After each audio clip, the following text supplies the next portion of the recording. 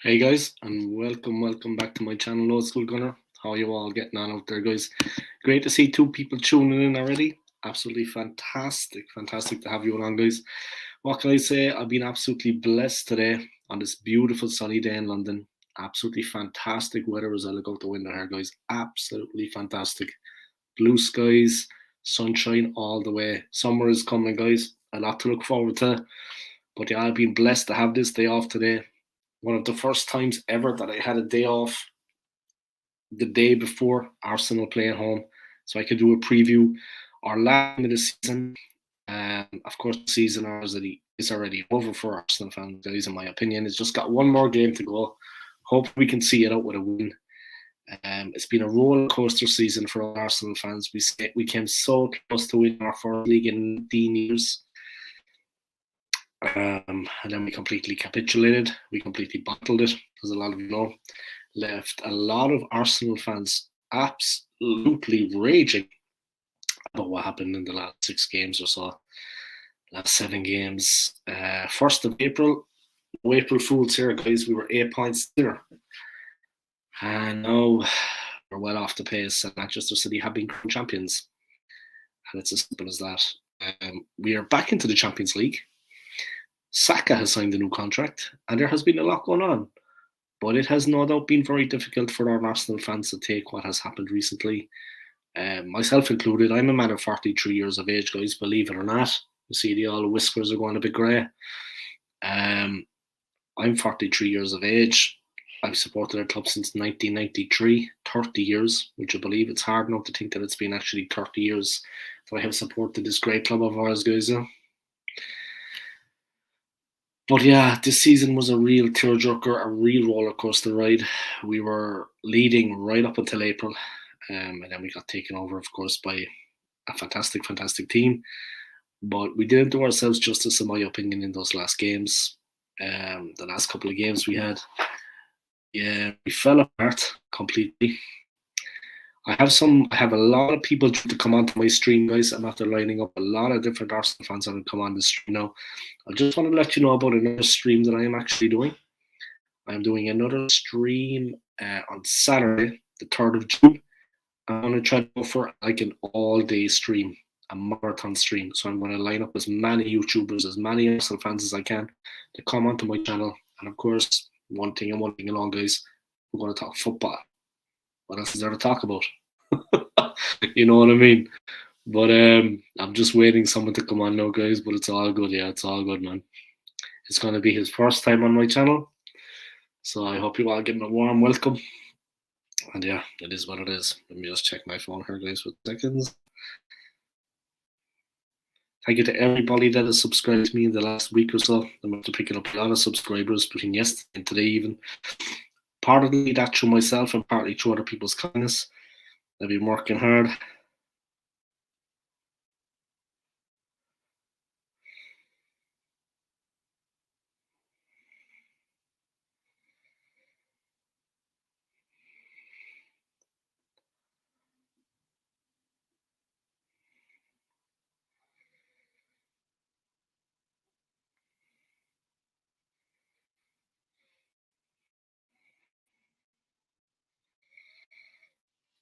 All right, let's see.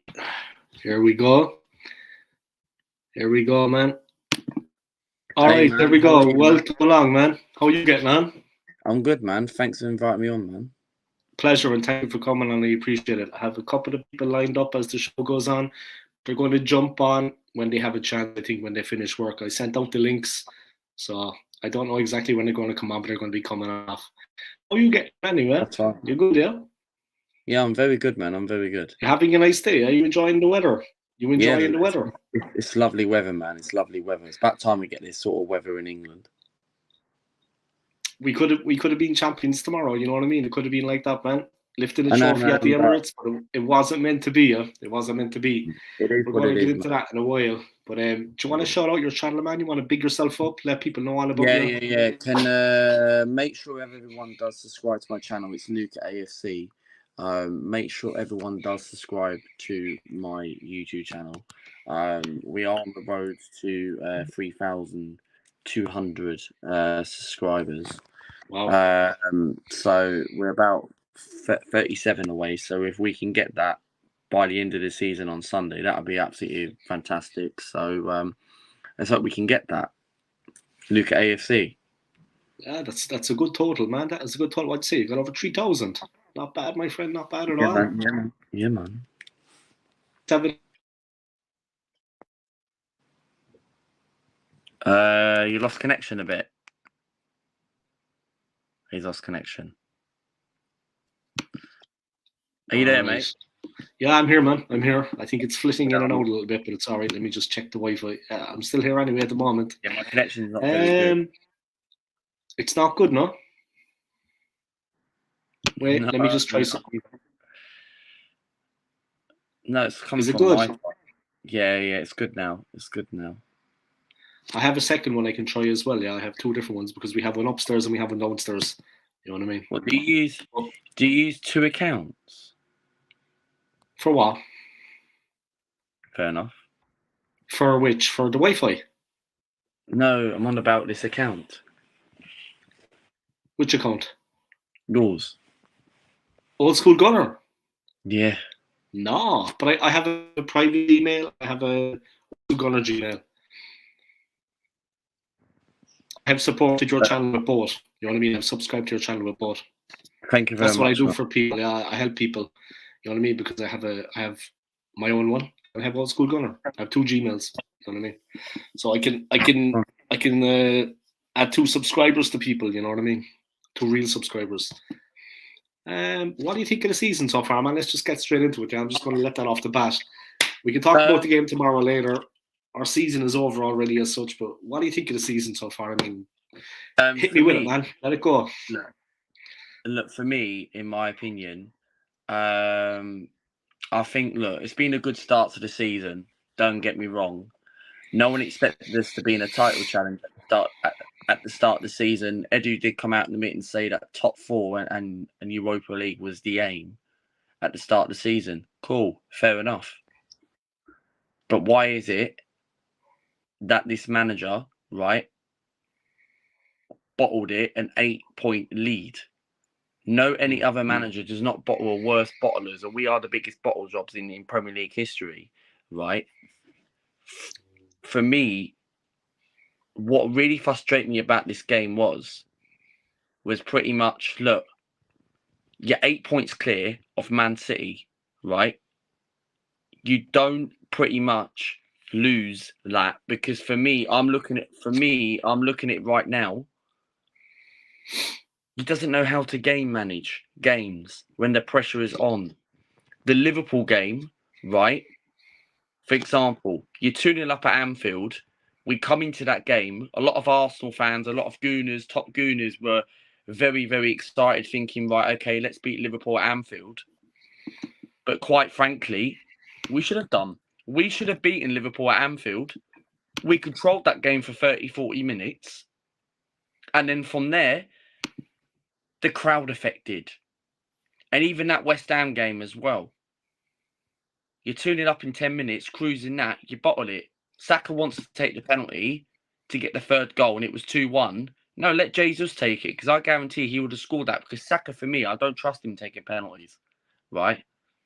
I know Arteta said after that game he wants to keep him as the penalty taker. Cool, fair enough.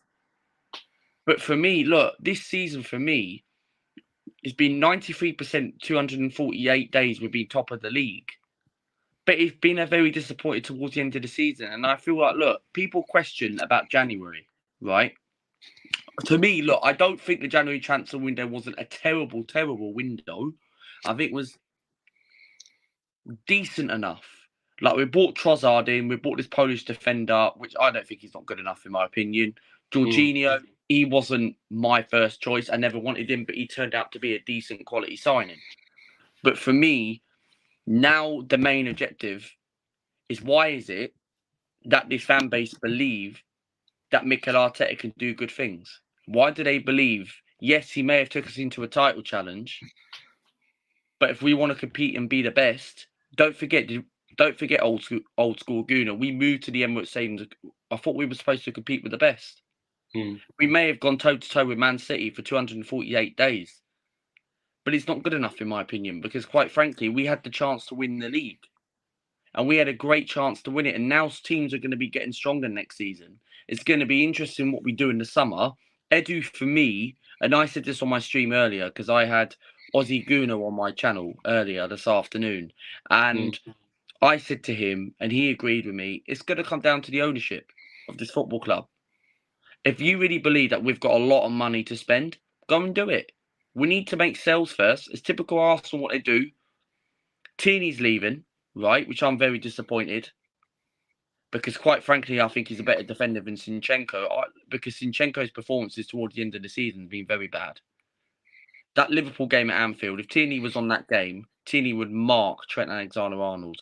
That Southampton game, when Zinchenko got caught in the second goal from Walcott, Tierney stops that. You win the game 3-2. Zinchenko, for me, I like Zinchenko, but he isn't a left-back. His defensive issues, he's not good enough, right? Zinchenko, for me, is very good in the dressing room, but for me on the pitch, he's dreadful defensively. He's more of a midfielder. And this summer, we're going to find out we have to spend big. We've got to spend big, old Schooner. We've got to get Calcedo. We've got to get Declan Rice. I'm hearing reports that we could be getting Declan Rice.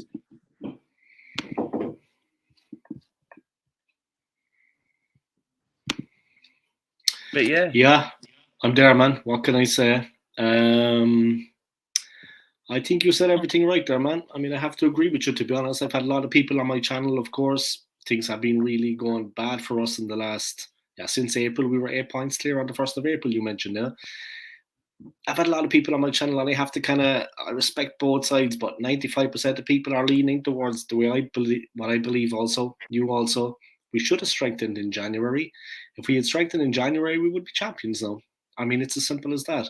We did the hard work. We did the hard part. We just needed to see it out. Zinchenko, I think you're 110% right about Zinchenko. Tierney is just more solid. He's not spectacular, but he will give you something. He will hack the ball clear. He won't let people run off him. He won't leave somebody completely unmarked, nutmeg him, and deliver the ball in. That Liverpool game, man, the West Ham game. I mean, the Southampton match, Walcott. You have to say Saliba getting injured, of course, changed things completely for the team. We couldn't hit them on the break as much. We weren't as mobile. We weren't pressing as high up the field. But if we had strengthened in January, okay, we got Kivior. He's not been bad. Trossard, a good signing. But really, we did the hard work. And all we had to do was get across the line. I mean, Mikel Arteta, I think he has to hold his hands up. I'm not going to go crazy and start shouting Arteta out from the rooftops, but this was our best chance in 19 years of being champions. Like you said, we led the league for 93% of it. We were 100%. There. We were home and hosed. We had it in the bag. The disappointment, like I've supported the club 30 years. Yeah, I'm in my 40s, but the disappointment that I felt when we started to crumble, I got angry. I'm not going to lie. And I'm working with a United fan, but everyone else where I work is Arsenal fans because I'm working not far from the stadium. But I was angry. I'm not going to lie because I could feel it slipping away. I remember we beat United and I thought, man, this is really going to happen. You remember when we beat United at the Emirates? I thought this is really going to happen for us. Bournemouth, we came back against Bournemouth. Yeah, we were on 50 points after I think it was 19 games. No, any other team wouldn't have got 50 points in January, right? And what really started to believe me of us having a really good chance, I never said we were going to win it, but what really outstanding was when we beat Tottenham away. I said if we beat Tottenham and Man United, I say we've got a really great chance to take Man City all the way, and we didn't. We were close. We were top of the league right up to the Chelsea game, right? And Man City obviously won their game in hand, and they won. And Man City could not lose the game. The only time they dropped points was Brighton, but City were already champions last week. I just feel like the West Ham game and the Southampton game and Liverpool game cost us because we went into those games thinking both of these three teams weren't on good form. Like, how can you bottle a 2-0 lead at Anfield where you've not won at Anfield for 11 years? And we're going right? for the title, man. We're going for the title. I mean, we were Like, on a title here's a question charge. to ask you, right? Liverpool at Anfield, if we would have won that game, do you think the players would have had an encouragement to go on and win the rest of our games? Because how can you lose against Newcastle away and then go and lose to Brighton, Nottingham Forest? Not to disrespect Brighton. Brighton always turn up at the Emirates against us. And they beat us twice this season at the Emirates, and we They beat have a them good away. team. They have a good team. We beat them away at their place. Mm. Yeah. How do I? Yeah. I mean, I think if we had beaten Liverpool, I think we would have went on a run. Like, for me, he doesn't know how to manage the game when the pressure is on. And that's what's frustrating me about this manager. Like, he had people like Jorginho and Trossard on the bench, people like that. And I'm thinking, right, okay, if you bought these players in January, then why are you not using them in a game like Liverpool? I don't get it. Yeah. And in fairness, Trossard is suited to playing against a team like Liverpool. But the problem for me is, Liverpool aside, okay, Grant, we shot ourselves in the foot. West Ham, same old story, right? But we still had chances to bounce back after that. Southampton at home, with all due respects to them, with all due respects to them, we were at this point in the season, we were playing a lot of teams that were fighting for their lives at the bottom of the table. Their confidence was fragile. Okay, they were fighting for their lives. They were giving it everything out there. But if we got the first goal against them, man, you would have seen that brittle confidence shatter. They were letting in goals like there was no tomorrow. They were just 5 losses in a row. They conceded 30 goals. This kind of thing going on in the last 6 games. And we couldn't even put them, we couldn't even. And then we were saying, people were saying, oh, well, we rescued a point against Southampton. No, we dropped 2. We didn't win 1. You know what I mean? We had time, we had chances. How many chances did we have? Liverpool, we had so many chances. Southampton. We had so many chances in that game. Like, that Southampton game, for me, we quite frankly could have won that game, right? If Trossard didn't hit the post. We were very poor in that game. And that's got to go down to probably the worst home performance of the season. Even Brighton as well. Both of those 2 games have been our worst 2 home performances of the season. And if I had to pick one, it would be the Brighton one. Like, look at West Ham away. We've given teams this season, and this manager and this club have given teams confidence, because West Ham, when we went into that West Ham game, they were on a terrible form. They were near the relegation zone. Exactly. And now we've made them very good, and now they've had confidence, and they've actually picked up a few good results. Like, they beat Manchester United, and now they're in a Conference League final, right? Yeah. It's mad that they could win a European trophy for the first time in 47 years. And then, quite frankly, Southampton, how the hell did they manage to score 3? Like, they scored 3 against Nottingham Forest and almost got a 4-4 draw to try and fight for survival. It's just game management. It's just like Arsenal should be beating these sort of teams. Yeah. And we had done the hard work. We had beaten United, beaten Chelsea. We've done the double over Chelsea, done the double over Tottenham, 4 points against Man United, right? You understand it? It's not good enough. And where do you think we'll go next season? What do we need to do this summer? I tell you one thing about next season anyway, man, regardless, I think we need to strengthen in the defence, the midfield and the attack. I know that sounds like a basic thing to say, but we do need to strengthen at the centre backs. We do need to have players there that can come in and replace the 2 lads if they get injured. I mean, Saliba and Gabriel. The midfield, we don't have a midfield enforcer. And I don't want to go back to the days of Patrick Vieira, because Fabio Vieira is no Patrick Vieira, but we're going to get into that later. I don't want to go back to Vieira and Petit, but we have no midfield enforcer. We have no one like Guendouzi, Torreira. We let them go. I mean, they were 2 good players, man, and they could mix it up. They got physical in the midfield. We've got nobody that actually puts his boot in, makes a tackle. Maybe that's the problem. We should have got someone sent off. Maybe we should have picked up a yellow card, because too many people were just... Thomas Partey absolutely went to crap at the end of the season. Shaka wasn't himself. Partey was. Partey for me has Oh been my God, absolutely man. awful recently. This isn't the God. Thomas Partey we knew. And now they're on about the football club are on about getting rid of Partey. And I'm thinking, why are you getting rid of Thomas Partey? Right? Are we not supposed to build around these sort of players? Cool, Granit Xhaka's going. Cool, fair enough. Right? Great servant to the football club. Cool, fair enough. But why are you getting rid of Thomas Partey? What, are Arsenal Football Club not going to have squad depth then? Is that why we're still going to continue lacking squad depth? Like, if we, what? So, supposedly, if we're looking at Declan Rice, and personally, I do think we will get Declan Rice. I do too. But I do think I do think we'll be very, very slow at it, of getting him, right? I think we'll probably end up getting him Always, probably as like always. July. I think we'll end up getting him around end of June, beginning of July time, right? And then we're supposed to be getting Calcedo. No, what I want for my football club is old school Gooner is two midfielders, two world-class midfielders. Declan Rice and Calcedo. Then have Thomas Partey on the bench. Have Jorginho on the bench. Because if you're going to sell Thomas Partey and have Rice and someone else coming in, then Rice is supposed to be the replacement of Granit Xhaka then. And then Partey, who's the replacement of him then? Calcedo. Why are we getting rid of Thomas Partey? Do they not understand? Thomas Partey is so important to the team. I can understand. Yeah, yes, he is. He's so injury prone. I don't think he'll leave. I think he'll stay. But am I confident of us getting Declan Rice and Calcedo? I'm not confident getting Calcedo, but Declan Rice, 100%. Yeah, I agree with you, man. But the problem as well for us is I don't think people realise that this season. It's done.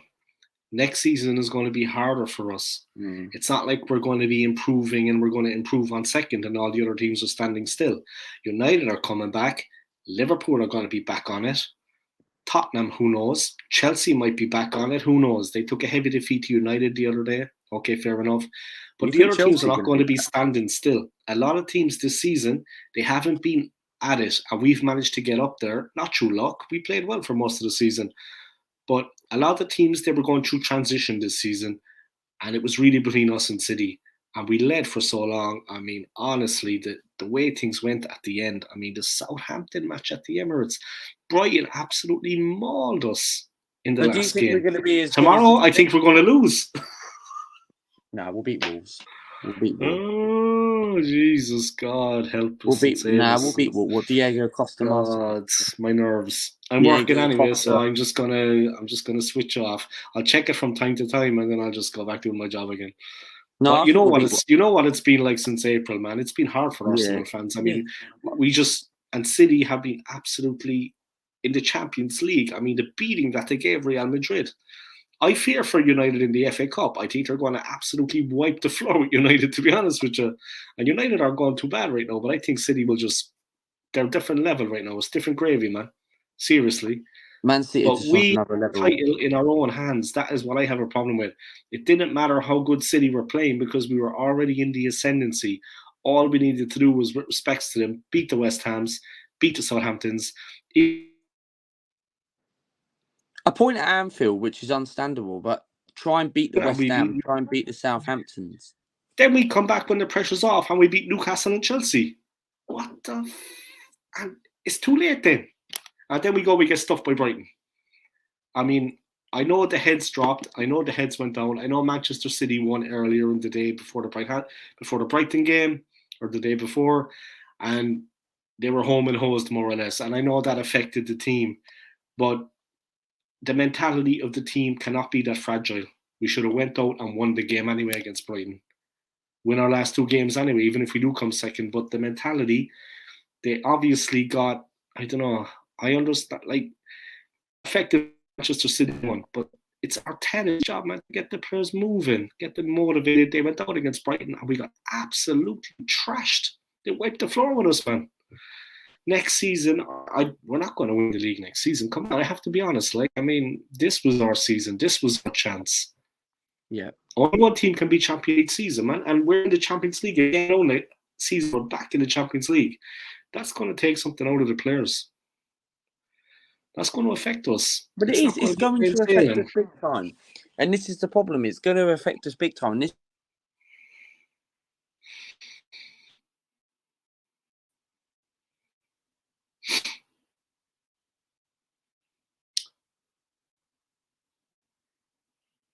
things when it matters, when the pressure's on, and that's got to stop. But how are we ever going to do that? Does it come down to the manager? I said, I think it does, but I've said at times that I think that Mikel Arteta should actually. You'll probably laugh about this now, but you'll be laughing about this tonight and tomorrow. But I know what happened. But why doesn't he just step back and somebody? I'm just going to give an example, like somebody with more experience comes in, like a manager. Arteta switches back. He can be assistant until he's ready to take the. Do you think Arteta should go? Do you think Arteta should go? I think one more season, but he's pushing it, man. I mean, what happened to us this season was, look, we had a good enough season. If you had asked me before the start of the season, will I take second? Well, all the smart guys out there are asking that question, would you take second? But you would have taken it at the start of the season. Who cares about that? It's irrelevant. The position we were in towards the end of the season, nothing else but the title was warranted. Nothing else but the title. But the thing is, if we weren't in that position, right, because normally back in the day with Arsene Wenger, normally we're at the title race by Christmas or February, right? If we were in that position, right, say for example, if we got knocked out the title race by Christmas, then fair enough, I wouldn't be complaining if we got second. But quite frankly, what really baffled me is about those games as I just told you, right? The West Ham, the Southamptons, and that. It's the game management. He got the substitutions wrong. That is the problem. We've got to fix this up in the summer. But I don't believe in this board. That is the problem because at the end of the day, old school Gunner, right? We need to fix up. We need squad depth. This manager constantly bottled top four. He bottled the league this season, right? To be honest, right now, I'm Mikel Arteta out, right? But for me, I've thought about it day after day after day. I'll give him until the summer and see what he does. If he gets me Calcedo and Declan Rice, and if Edu proves me wrong in the summer, and if they get the right requirements and we spend big, then I'm willing to give this manager another season and see what he does. Yeah. Even what I want us from this manager is to get us into a serious title challenge. If we don't win it, right? Because I asked Ozzy Gunner, right? I don't know if you know the Ozzy Gunner, right? Yeah, I know him. Yeah. I had him on the channel for the first time today, right? And I was saying to him, because people think we're going to struggle in the Champions League group stages. I don't think we will, right? Otherwise, why did we qualify for the Champions League then? We're supposed to be ready to compete in the top four, and it's taken us 7 seasons to get into the biggest European competition. Champions League this season, right? We've had teams like Inter Milan, right, going far, and they're in the final. Inter Milan are a team that normally finishes 4th, 5th. Isn't that a position where Arsenal should normally finish? And now this manager may have took us into a title challenge right up to the end of April, up to the Chelsea. But why can't we not go far in the Champions League? I do not want people to accept, he's got us to the last 16. That's cool, fair enough. No, this last 16 love fest obsession has to stop. I would be happy, right, with quarterfinals of the Champions League, right, and then win a trophy this season. He has to take us into a serious title challenge, and to be honest, if we miss that again, and if he doesn't win the league, look, I explain it better. If he literally finishes like 1 or 2 points off Man City instead of 10 points behind or 7 points behind, and if we didn't bottle it as worse compared to this season, and if we went like Liverpool did, they lost on the final game of the season. If we had that next season, or got far in the Champions League, but won a trophy, regardless, would you give him another season and you'd be like, no, he's bottled it again by a couple of points, despite he's won a trophy? Because if we go out the Champions League group stages, right, then we have to win the Europa League, regardless. No excuses, because we've got the squad to do it now. Okay, and this is another thing I'm worried if people think that we're not confident of going past the group stages. I think we'll get out of the group. I don't think we'll So win the group. you're saying you want a trophy. It doesn't necessarily have to be the Premier League. It could be like also the Europa League. But you would be happy with a trophy, and then you think Arteta can stay Depending if he if he takes, wins us a trophy. Yeah, if yeah, but it all comes down to a title challenge. Depends if he yeah, takes. yeah, If yeah, I'm making a logical sentence, he has to yeah. take it into a title challenge right to the end. Go A right real down to one. the Yeah, final yeah, yeah. 38 Not games. bottle it in April. Don't bottle it like April, mate. Even if it's the last 2 games, takes it to a serious title challenge. I can just imagine what must have been going on with the players and the coaching staff when things started to unravel. I mean, it must have been very uncomfortable behind the scenes in the changing room. I mean, at halftime, after the matches, it must have got really, really. I mean, I'm surprised there wasn't a couple of. There must have been a couple of outbursts with the manager. There must have been a couple of players disagreeing with each other. I mean, we didn't see it on the field, but I mean, the title dream was gone down the pan. It went down the sink. That must have driven some of the players absolutely crazy after what's been going on this season. I can just imagine what William Saliba thought about it. The thing I have though is that a lot of the former legends, like former players, they have a say, yeah, and they can influence people. But a lot of them seem to be very quiet. They're not speaking out about it. I don't know why that is. If it was me and I was a former player, I would have my say. And I would say this, this, this, even if it's to the detriment of Mikel Arteta, Edu, I don't care. I mean, guys trying to pin this on Rob Holding. Rob Holding wasn't the problem. You know what I mean? Rob Holding did his best when he came into the team. Honestly, man, former players, they need to kind of man up too because they have a lot more followers on Instagram than you or I. They have backing. They need to put pressure on because this was not acceptable. What happened at the end was a complete unmitigated disaster. I mean, it was our best chance in almost 20 years of winning the league, and we just let it go. We just let it go. If we had Saliba in that team, would we have actually got anything out of the West Ham, Southampton, and Liverpool games? Would Saliba have made a difference? One player, despite how we got. Yeah, maybe it would have done. Of course, so. Yeah, he's an incredible player.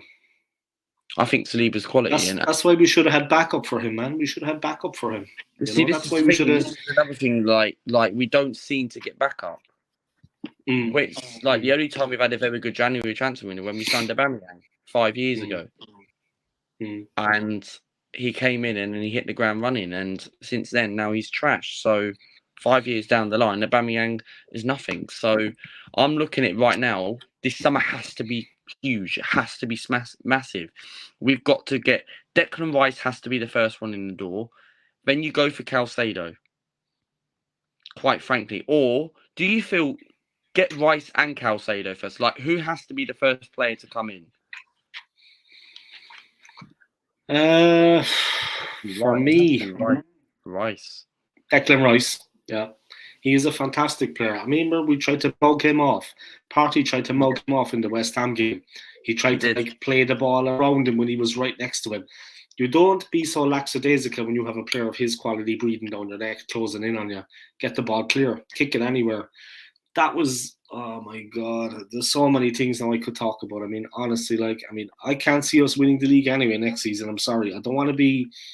I'm the most positive person who could ever I don't think we'll ever win the league in our lives. I don't think we'll ever win the league in our lives. I don't think Arsenal will never ever win the league in our lives. This was our chance. This was our chance, man. We bottled it.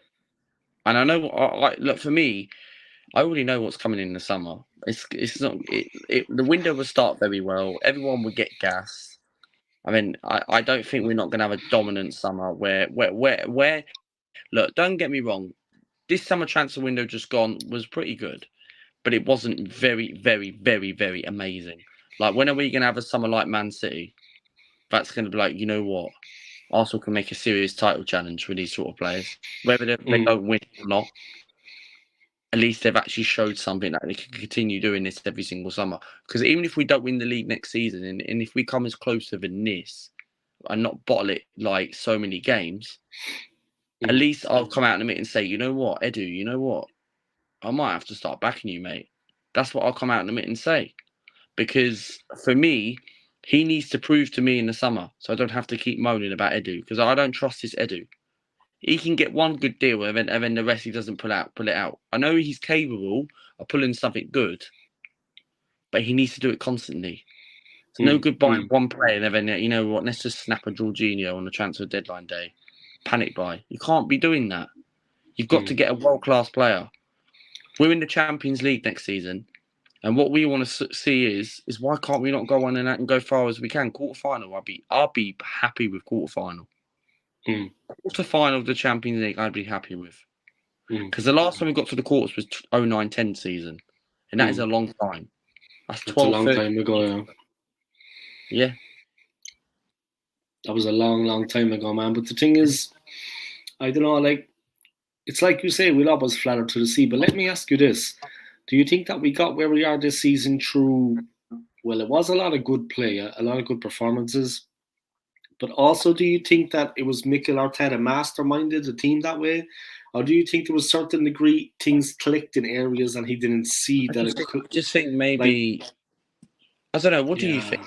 What do you think? Because for me... I don't think... I think it was a bit of both. I think that we had some good players and I think that he got the team playing well. But I also think that at certain times, players clicked in ways that he couldn't have foreseen. I don't think he could have planned that things would have went as good as they did with the squad we had. Not that he wasn't training them, not that they weren't putting the effort on the training ground. Of course they were. Not that there wasn't certain tactics employed, there was. But at the end, the way we fell away so badly, it would really make you think about things. I mean, a lot of the time maybe we were, I'm not saying we were lucky, but definitely the team clicked in areas that he could not have foreseen. He did actually get Unai Emery's team when Emery left. That is the one trophy that Mikel Arteta has won, with the majority of the players from Unai Emery's era. Arteta had nothing to do with that. Saliba has been a revelation. Look, Saka, I don't know what it is with him. I love the guy. I mean, big up Bukayo Saka, man. Big up Odegaard. Big up them all. 100%. But Saka, at the end, he tends to dip. And what does Emile Smith-Rowe have to do to get a game? Honestly. Blame Mikel Arteta, because for me, Saka's played 78 games out of possible 79 in all competition, right? This manager has given up all these cup competitions, right? And then, quite frankly, he ends up burning out Saka. For me, he ends up burning out Saka. Why are you burning out on Saka, right? Give the guy a rest. The last time I can remember Saka had a great performance was the international break against Ukraine. Ever since then, he's not really had a good, outstanding performance. That's actually true, yeah. They coincided with that. Why can't... What does Smith-Rowe have to do to get into a team like this? He was one of our best players last season. He was fuming in the Brighton game. Did you see him on the bench in the Brighton match? And now he wants to leave. Fuming, man. Yeah, and Fabio Vieira was coming on. I was like, but he wants to leave. What's going on? He wants to leave. Of course, yeah. You have to turn your sound off. Sorry about that. That's okay, don't worry. But I need to leave in about 7. That's no problem. Whenever you're ready, man. I can get Arsenal Alex or someone like that one. That's no problem. I have a couple of people anyway in contact with want to come on and drift. But that's cool, man. But I mean, next season, really, I mean, where do we see ourselves? I mean, Smith-Rowe, you said he wants to leave his future at the club. Next season, for me, right, what I want to see next season is I just want us to have a similar season to this. Like, we need to get into the top 4 again. But top 4 isn't the aim. I want to win the league title next season, right? But do you think fans have started to accept, let's just get top 4 next season? We know that we're not going to win the league. That isn't the standards what our fan base shouldn't be doing, right? Lee Gunner wouldn't say that. Northside wouldn't say that. Jez wouldn't say that. Kenny Ken wouldn't say that. Any of them wouldn't have said it. TJ Warren wouldn't have said that. But for me, the standards what I want to see. I want Arsenal to challenge and go toe-to-toe with Man City. That is what I want to see. And we have to spend big in the summer. And we have to money invest. Will definitely, yeah. The money will definitely have to be spent. But I would be surprised if it's going to be the same old Arsenal that bottle it in the summer. But the shocking thing... I really can see that coming. I reckon I can really see that coming. We're not going to win the league next season. No No, way. I don't think. When do you think we'll win the league in our lives? Never. When Mikel Arteta is manager, No. look, he did well this season. Yeah, I'll give him his I dues. don't I think we'll mean, win the league with his owner in charge. To when win the things, league, we need yeah, Saudis. when That things is what we need. started to go well this season, I have to be honest, I was Mikel Arteta out. But when things started to go well, I love the club. Yeah, I rode behind the club, and I said to everyone on my channel, we need to all, regardless if you're Arteta in or Arteta out, this season the team has a chance. We all need to push in the one direction and support the team and get behind the team. And I stand by that, because you have to put these things to one side, these differences in the moment. Not so I can go out the door here, walk down the street, and have my jersey on and be acting like the man. Oh, I'm an Arsenal fan, but love of the club. I've been a fan for 30 years. I remember it reminded me this season of when I was a child, when I was 16, 17, the old Yeah. feelings were coming back. Finally, we were in a title charge. We were actually in a title push. It's been so long since the adrenaline, the excitement. We were actually in a race, a battle for the title. And I mean, it was exhilarating at times. Remember when we beat Bournemouth? Yeah, I do. But that What a reminds me of goal. kind of the Reece situation Nelson. that was against Leicester. When Welbeck scored the win, everybody thought we were going to win the league. But now it kind of brings me back 2016 vibes again. Because remember, Man City are 7 points clear at the moment, right? Wenger, right, finished 7 points off Man City in 2014. And now Arteta's going to finish 3 points worse, potentially 10 points. They said If it's we the lose biggest, to Wolves, the biggest change if we over, lose the to Wolves, biggest it's 10 turnaround. points. Yeah, I think it's the biggest think, turnaround yeah. in Premier League history. Yeah, if we lose to Wolves, I think it's like 10 or 11 points we'll finish. But if we I think we're win, going to get loose tomorrow, anyway. we'll beat Wolves. Wolves We're are crap. done. We're gone. The team is gone. They're all on holidays. Ben No, I White is think we'll getting turn up. married. You know what I mean? Ben White got He is. married. He is. I know. I think we'll beat them. I think we'll beat them because we want to turn up and we actually thought pressure. We actually thought no pressure FC. I thought we had no pressure against Nottingham Forest, but the players thought we could still win the league. And Arteta actually said, and this is what really really annoys me about this manager, is that Arteta for me said we could still win the league before the Forest game. Behave, we are. Clearly Dreaming, not. but Man it was City were over. not It was going to over lose after the all their West Ham game. matches. Man City had 3 or 4 games left. They were not going to lose their games. And Haaland and the boys were on fire. They were smashing. Man City They are beat Real going Madrid to 4-0. win the treble. Yeah, Man City are going to win the treble. They'll beat Man United next week, right? Yeah. And Man City will win the Champions League. Yeah. They will. I can just see it happening. It's when I saw Man City at the Bernabeu. When I saw Man City at the Bernabeu, I knew against Real, and when they got that 1-1 draw, I seen the performance, and I remember thinking to myself, it's done. It's done. Because they were so strong.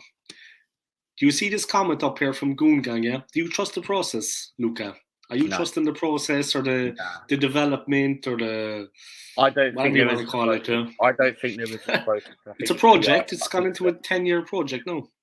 I don't think there isn't a process. I think a lot of people are just falling into it, mate. But that's their opinion. If they actually want to believe in it, it's cool. I'm not having a problem with that. You just want to see results. Yeah, man. I want to win the league, man, but I just don't think we'll never win it in our lifetime. I don't think. But the worrying thing now for me is I don't know where this came from. It came out of the blue. Maybe I haven't been paying attention so much as I should because we've been starved of success the last couple of seasons. But all the other teams in the Premier League, they need to wake up too. Manchester United must be, every morning they wake up, they're just getting a slap in the face. You know, Aussie Gooners have won. City have won 5 of the last 6. Yes, they have. United, man, must be flipping. Yeah, but they're going to be fuming. And Manchester United are a big worldwide club, right? Ferguson left, and they haven't won anything since. No, they haven't. Shocking, man. City are just completely dominating. This is a problem for all the clubs, not just Arsenal. I mean, anyway, yeah. What did Aussie Gooner say?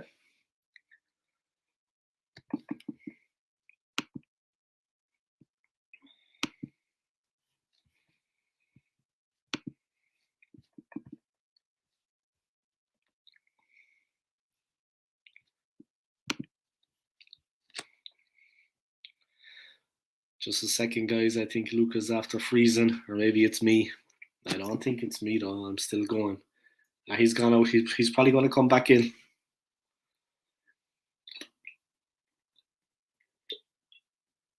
It's water, guys, not vodka. Okay. Biggest club transformation. Gungang AFC. Biggest club transformation. All Emery era will be gone. Summer signings will dictate our future. Yeah, definitely. But we need to make the right ones because the other teams they will improve. I mean, they will improve. The other teams will improve in the new season also. And we don't want to be left behind. You know what I mean? And that is what could easily happen. We could actually be left behind. This was our season, though. Luke is going to be back in a second, guys. He lost connection. No problem, man. He's back. He's going to be on for another 15 minutes anyway. Yeah, man. I lost connection, man. No problem, man. No problem. I know you have to leave at 7 anyway, but sure, stay on for the next 15 minutes. Let's have a chat. My dinner's waiting me, man. But no, I forgot what I'm saying now.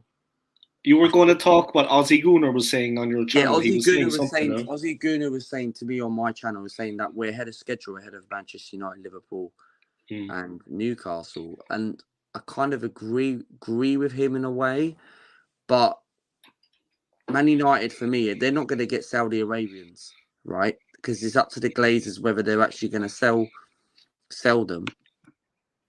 And then Liverpool, FSG barely spending any money. Do you think Newcastle is a worry? I think so. I think they can challenge. No doubt in my mind. I think they can. I think they can be champions. I honestly believe that now. People might laugh, but I think that Newcastle are a threat. Absolutely 110%. Because like Manchester City, who came out of the doldrums, Newcastle will do the same. Because they have that financial backing. It may not be as rapid, but I definitely think, I definitely think that Newcastle will be a threat, and I think definitely they can finish above Arsenal next season. No doubt in my mind. Well, for me, I'm looking at it right now. Look, for me, I think Newcastle have got a very, very good, outstanding chance to do that. But I look at it right now. Look, depending if they're going to spend a lot of money, because I still think we'll finish ahead of Newcastle next season. Some people think that Newcastle aren't going to get top 4 next season. Why? Because Newcastle have got financial firepower. I think quite frankly they can.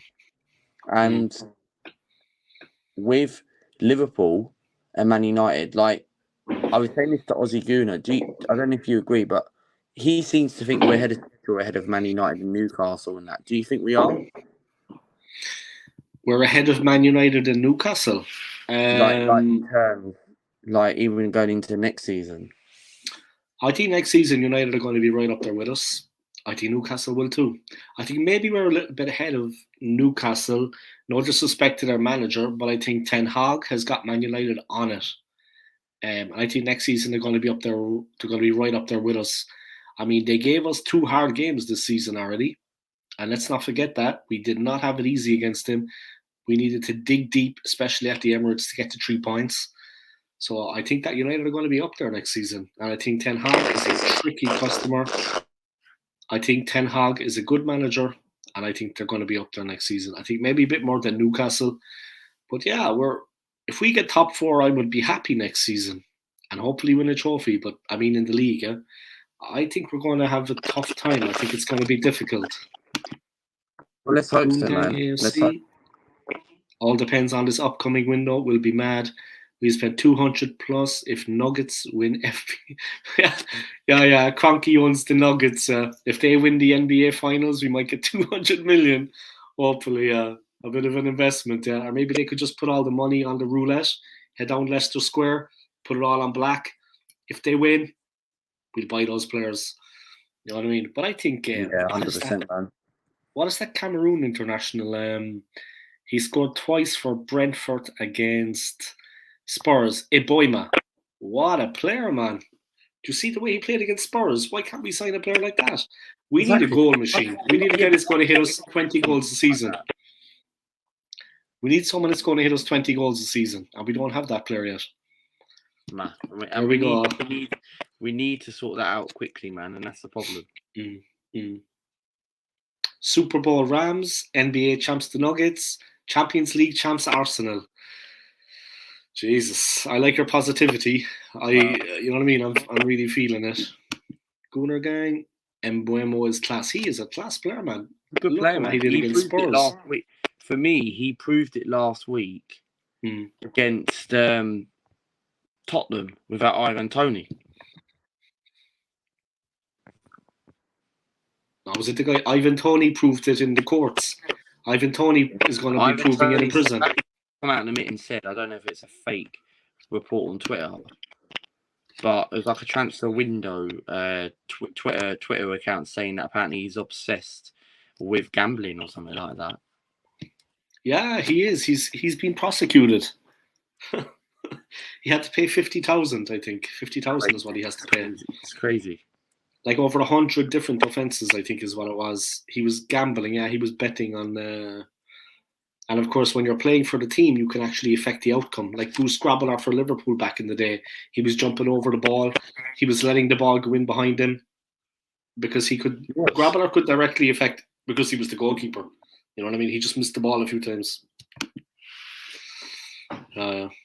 Gambling, guys. You know what I mean? That's probably what Arteta was doing. Arteta probably had like 1 million on Arsenal to come second. Mate, I'm not surprised Arteta would do that. Arteta had 1 million on Arsenal to come second, and Edu had 500,000. Edu was in for 500,000. Arteta was in for 1 million. That's what I heard, and it was all Spurs set up the whole thing. Spurs are behind it. Daniel Levy. I better be careful now. That's allegedly, guys. Okay, I'll say this now to keep myself out of trouble. Allegedly, okay. No, that'll keep myself out of trouble. That'll keep the courts off my back. What's this? 8-month ban. Yeah, Tony got an 8-month ban. It's till January. Goon Gang, let's see. Bet on Brentford games he didn't play in. Big dummy.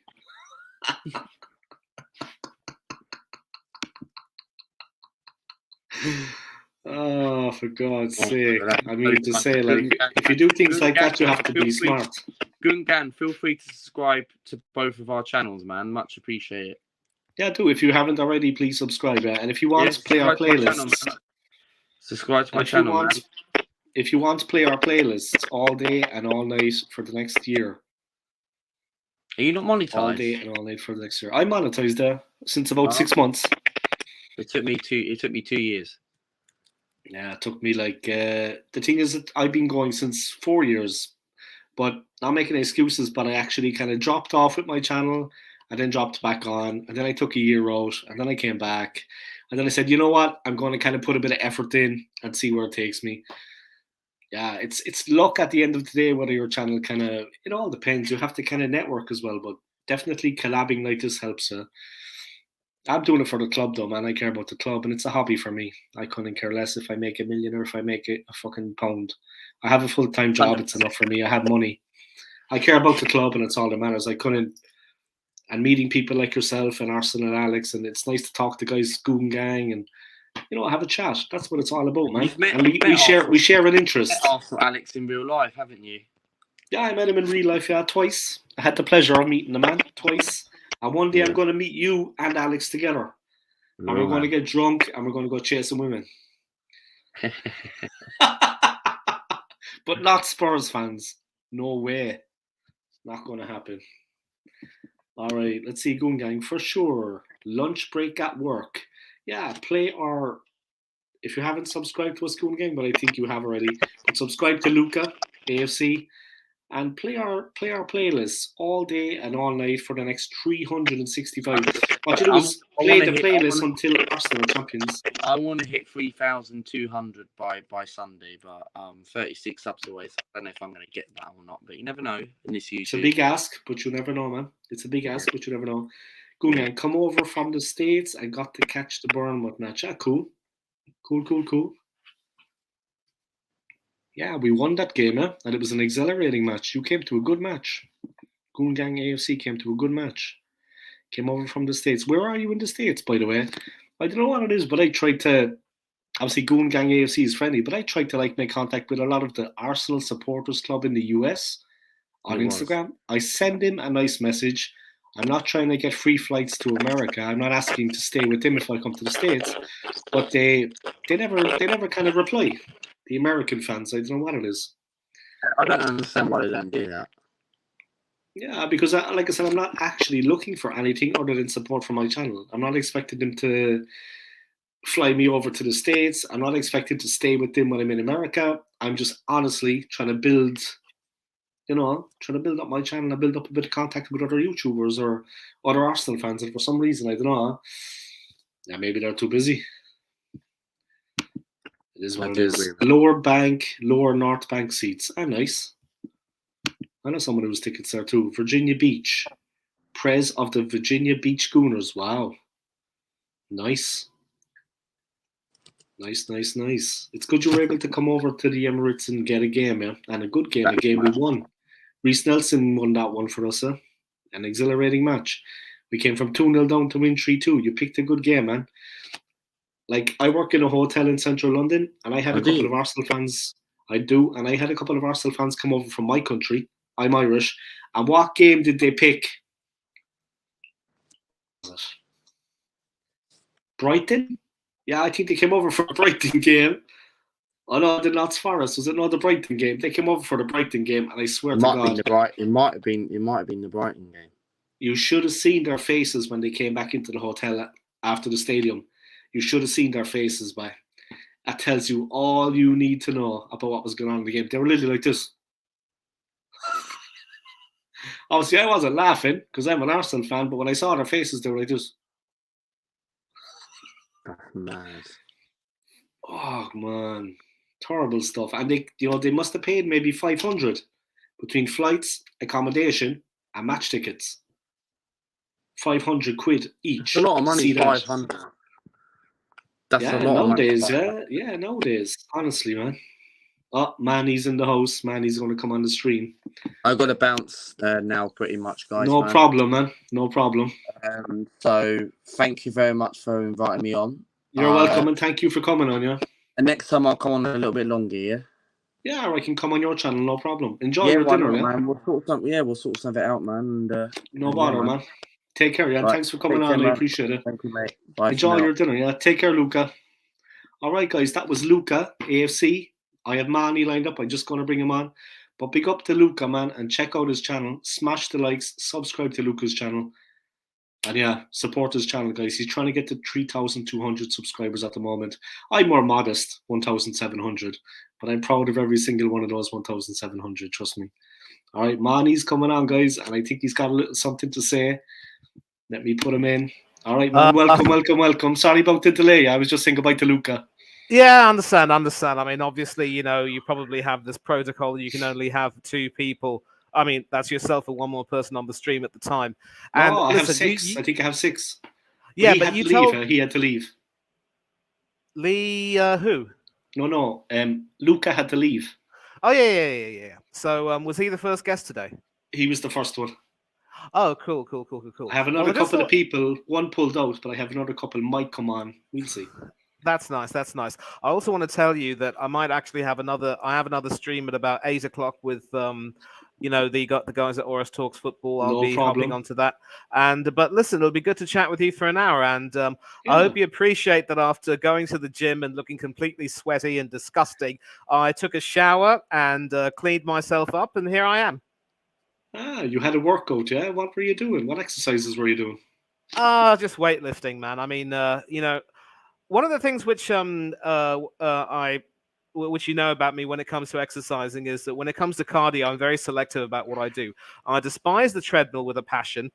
I enjoy the rowing machine and the exercise bike, and the ellipticals are pretty good. Jacob's ladder, maybe for about 2 or 3 minutes, or the stepping thing, maybe about 2 or 3 minutes. And shout out to Orist and MK Don, Goon Gang AFC, terrific fellow. We do some streams together for the I think it was for TJ Warren's channel. He's also rising up quite well. And I've also started appearing with Matt Odom, the Southern Goon. I believe we're doing a stream tomorrow. He's a cool guy, man. Southern Goomer is a cool guy. Yeah, he has a lot to say. And obviously, he is very opinionated. He's very opinionated, but obviously there's a lot of sense to what he says. And that's going to be... guy. I like him. Pleasant. He's like you, man. He's pleasant. Appreciate that. And that's going to be at 3 p.m. UK, 10 a.m. Eastern Standard Time. And obviously for my time, it'll be 7:30 in the evening where I am now. It's the best. It's a decent time for me because I'll be coming back from some work. in the finishing in the early afternoon and coming back rather leisurely. So it's a decent time. And yeah, that's me. I've been a little bit busy. I realized that there's a Swiss connection, given that you lived in Switzerland. I've been taking some German classes recently. Now, you lived in Switzerland for some time. I'm going back next year as well. I'm going back next year to live. Oh, so you're quitting London for good, are you? Yeah, well, after my wife left me, she was the only reason I came to London, because to give her a better life. I was set up in Switzerland. I was comfortable. I had a great life. I had my own apartment, balcony, garden. I have lots of friends. I had a good job, well paid, not like here, where I'm just scraping by. I only came to London. I only left Switzerland to give her a better life. So I'm going to go back now and I'm going to restart my life and where I was happier.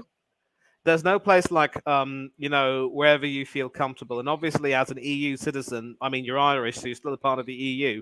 I mean, you can go to Switzerland or any other country. I know Switzerland's a neutral country, but obviously, you're not going to be discriminated against, and you're going to once you live there. I speak German, so. I speak German pretty well, so it's wonderful. It's a shame to let that skill die, Manny. I want to keep that alive too, No, but don't worry. I'll give you some practice. Guten Abend, mein Freund. Wie geht's? Sehr Guten Abend. Wie geht es dir? Ganz gut. Und dir? Mir geht's sehr gut. Dankeschön. Was machst du im Moment? Bitte. Wie war es bei Fitness? Hast du gut gemacht? Bist du müde? Yeah, das stimmt. And listen, it's actually a very elementary course for now. It's the A1 level at the Gotha Institute over here in Madras. And once you do a course over here, you can go to another Gotha Institute and do another more advanced course. You will have to show some proof of the certificate once, that is, you pass the proficiency exam. But it's a new skill I'm learning. I'm actually considering an offer of the prospect of moving to Germany, perhaps, because that's what I was going to ask you. A lot of people have said that with my background in finance, if I'm competent enough in a software called SAP and I speak elementary German, or at least a little bit of a higher level, they could obviously give me an opportunity, and I'm looking to try to investigate that, or sort of look into that. And where would you think in Germany, Manny? I mean, have you got maybe Frankfurt? Maybe Berlin, because my sister lives over there, and obviously her friends live there. Yeah, and obviously it was her friends who came over here on a visit and told me that I should consider learning German and trying to look for opportunities in Germany. It's going to be difficult because I still have UK citizenship, and given that we're not in the EU anymore, we no longer have any of the perks that being an EU citizen carried. And I know that a lot of people have been saying that in the short term, because of their short-term reasons, they were happy to have exited the EU. But in the long term, I mean, it's all very well doing a John Maynard Keynes and saying that in the long run we're all dead. But until we die, we've got to do something, right? And we've got to make the most of our lives, because I think it was Gotha himself, or someone close to him, who said, "When we're born, we cry. When we die, others will cry for us. So let's spend every moment we can in between to make ourselves happy." What do you say? Yeah, it's true. That's true. I agree with you. Berlin would be interesting for you, man. Seriously, I mean, it would be fun. Yeah. Frankfurt could also be good. I mean, one of the things I've learned is that the financial center, really, Frankfurt. Yeah, and one of the things I've learned, Dave, is that for different cities and different regions of Germany, obviously the dialects are going to be very different. If you go down to Munich, which is in the Bavarian heartland, they speak a different form of German. Around the capital area, Berlin, they speak differently, and even in Frankfurt, it's also quite different. So that's pretty much the way with me. But anyway, I came here to talk Arsenal. I came here to talk football. Let's get right into it. Talk about, man. Let's get right into it. Your thoughts on the season? I mean, we have one game tomorrow, but let's face it, it's more or less done and dusted for us at this point. We finished second.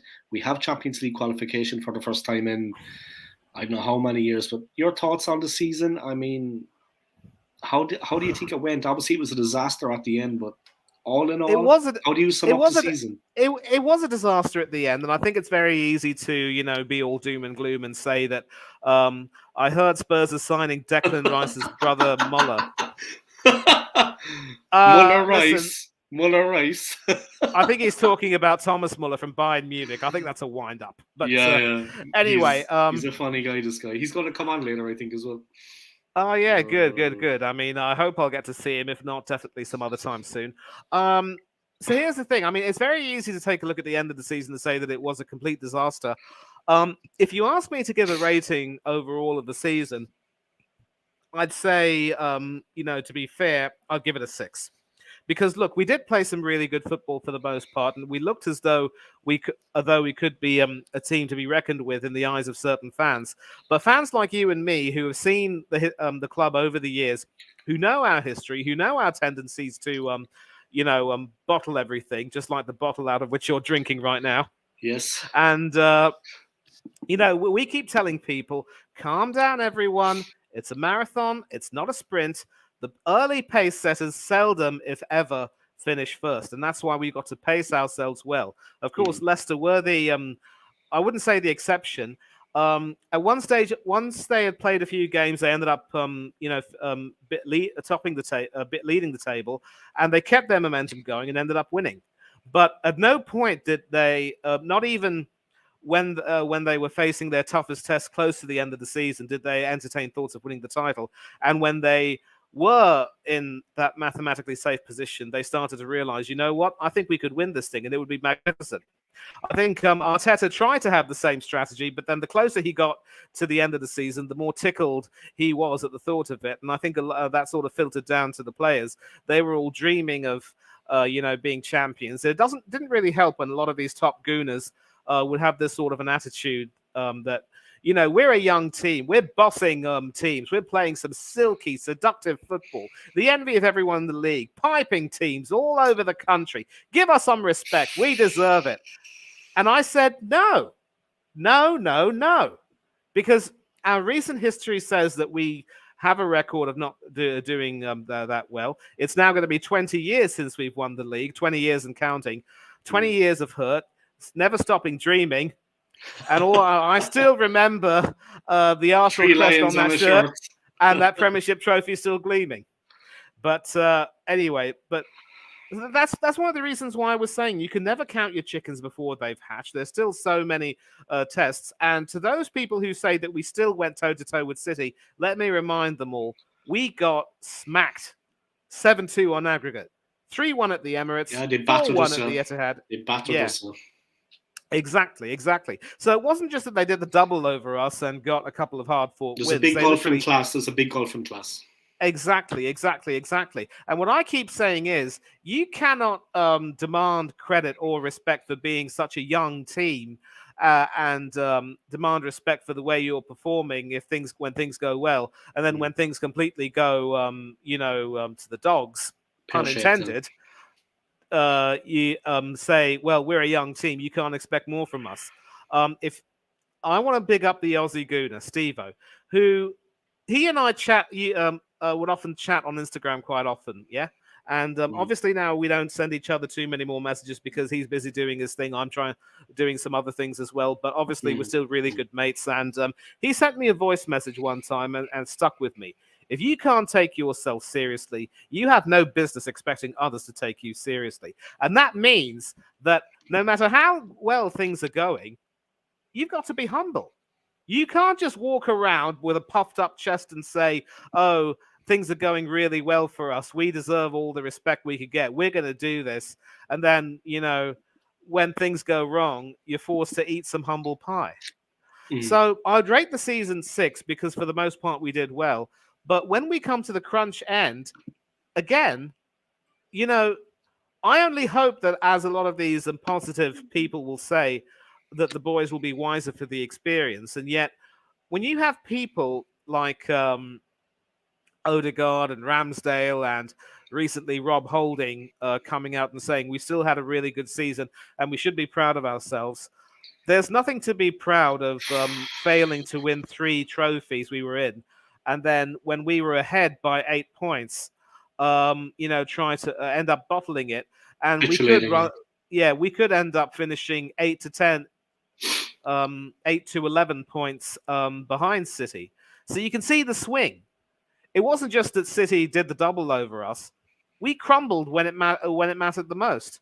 We got cocky, we got arrogant, and then when suddenly, they'd score a goal against us, we wouldn't know how to deal with it. It was as if Arteta forgot how to coach a team. Zinchenko forgot to defend. Jesus forgot to score goals. Ramsdale got nervous. Don't get me started on Ramsdale. I mean, he got fair nervous, man. He was flapping about. Oh my god. Yeah, that's the thing. I mean, look, one of the reasons why I could never really get on board with Ramsdale is because, look, he's 6'2", yeah, more than decent shot stopper. I think the save from Maddison at the King Power proved that. Yeah, and of course, people are going to dine out on his. He's going to dine out on that Liverpool performance where he made two brilliant fingertip saves to keep out Mo Salah and prevent Liverpool from securing a victory, which maybe or maybe wouldn't have made the difference between them reaching the Champions League and being stuck in the Europa League. But then, it's a pattern that in every game he'll make a few saves, he'll concede some goals. One or two of those goals will be from poor errors, and people will just look at that and say, well, he's exceptionally talented. He's 24 going on 25 and he'll improve. I'm sorry, but, in as much as goalkeepers may peak in their 30s or so, you seldom see the best goalkeepers being so error-prone in their 20s while playing regular first-team football. People might look at Emi Martinez and say, well, he was just as error-prone as Ramsdale. But the problem is that Emi never really got the opportunities that he deserved. I think he played something like 2 Champions Leagues and 4 Premiership games under Wenger. And then, of course, under Emery, he was our designated Europa League and Cup goalkeeper. And so he was starting to try to, how do I say this, sort of try and, build something for himself and try and stamp his mark. And, of course, when he won the FA Cup with us, we were all cock-a-hoop. But then Arteta decided that he had to sell him. He wanted to sell him because he simply didn't rate him and had to back his senior goalkeeper. So Martinez obviously got the huff and felt that it was going to be jobs for the boys. Form doesn't matter. Merit doesn't matter. It's all about reputation and standing. So why the hell should he have stayed at our club? And that's one of the reasons why I'm sick of this narrative from top gooners who call Martinez a tosser who didn't have the mental fortitude to stick around and fight for his place. If anything, he deserves credit for showing ambition to make the most of the talent that he had. And look at what he's accomplished since. And if you ask me whether I'd have Martinez or Ramsdale at Arsenal as our number one goalkeeper, I'd say Martinez. World champion. What's not to like? Me too. So I like. I'm sorry to sort of digress on that. But that's just one of the examples of Arteta's lack of talent ID and his poor man management at times that has cost us at certain games in the season. And now there's been some news about, in addition to Saka and Ramsdale, I believe Reece Nelson has got a contract extension. What's happened to Nicola Pepe, who's done a lot more exactly. for us? I think because of that 72 million bob price tag, people have seen it fit to come at him and say he's really not justifying it. But look, was it his fault that the club shelled out that much money for him? Is it in the same way? Is it Kepa's fault that Chelsea was stupid enough to shell out that much cash for him? No, it isn't. But there are some players who really should have been given a chance under Arteta, and he decided not to give it to them. And I believe those players would have made a difference. And I'll tell you what, Dave, if we had Martinez in goal, we'd be celebrating a Premier League win right now. I actually have to agree with you, man. I'll take that on from there. I mean, that is actually a very good point. But the thing is with me, what I found hard, like, I'm going to pick up on that Martinez point, of course, but what I find hard to believe was, in the moment, there was Martinez winning the World Cup. All right? Now, it wasn't just down to him. Argentina have a good team. But it was his badgering of certain opponents in Aston Villa games, like what he did to Cristiano Ronaldo a few seasons ago. He rattled Bruno Fernandes as well. They missed a penalty. They skied it over the bar. Martinez is king of the mind games as well, but he's also a very accomplished goalkeeper. And he never like this guy, I would have him in the team ahead of Ramsdale too. The guy is a monster. I mean, he's physically big. He commands the area. And he knows the mind games. And look at the level he's got to. I mean, the facts, the statistics don't lie. He earned his place as a World Cup winner. He's got a cheeky side to him, but you know what? He's all the better for it. You need this kind of edge. You need this kind of. He's a professional sportsman. I mean, and he's king of the mind games. Who'll ever forget him picking up the ball and pointing at Ronaldo and going, I want you to take the penalty. I want you, not Fernandes. Ronaldo was like that. He was hiding from him. I mean, the guy is just, he's a man amongst men. He's a man's man. You know what I mean? This guy is like the dad of the team. He's just a real man by it. And we needed someone like that maybe. But I have been very, very disappointed in what happened recently, like many Arsenal fans. I kind of detached myself from it. I've been working very hard recently, but I detached myself from it. Okay. Yeah. Because I had to kind of find a way to kind of get through this because I could see that it was going to crumble. And when I'm at work, I wasn't really watching the game. I work with a lot of Arsenal fans. I'm working close to the Emirates Stadium. There's a lot of Arsenal fans in work with me, so they would be live streaming the game during work. We'd have it on a phone somewhere hidden away in a corner. We can check on it every so often. But I tried to refrain from that when I was at work because, to be honest... Yeah. Dave, I think you're frozen. David? Then what happened? It would have been easier to win the title. I mean, I think you got frozen, so I didn't quite hear what you were saying about 10 seconds I was saying that I kind of had to cut myself off from, like, not that I stopped following the team, but to a certain extent we had to protect ourselves because I could see this coming after the Liverpool game, that things weren't going to work out. Look, I'm not saying that I know more than other fans, but it was just the manner of it, what was happening. The performances started to wane. It wasn't just because William Saliba dropped out. I don't like people trying to put it on Holding, but I had to kind of step back a little bit as a fan because I could see that we were coming unstuck. And say what you want about the Anfield game, yeah? And you made some fantastic points there, what you were saying. The game at Anfield, of course, you know what I mean? But we still got a point. Ramsdale with the saves. But he's been off form. But after that, we had so many opportunities to get back into it. It wasn't just win or bust against City and win. That's what I wanted to say. It wasn't just, that's what I wanted to say to Luca. It wasn't just win or bust against City and win or bust against Liverpool. We had put ourselves in such a position, 1st of April, no April Fool's joke here, guys, 8 points clear. Look at the turnaround now. But we put ourselves in a position that regardless what happened against City and Liverpool, Southampton, Brighton, Notts Forest, West Ham, winnable. These 4 games, winnable. It doesn't matter if City beat us 10-0. Obviously, it's going to affect the goal difference, guys. I'm not saying that. But if we lose to City at the Etihad, Jesus, boys, it's expected. But that's why you put it all on the other games.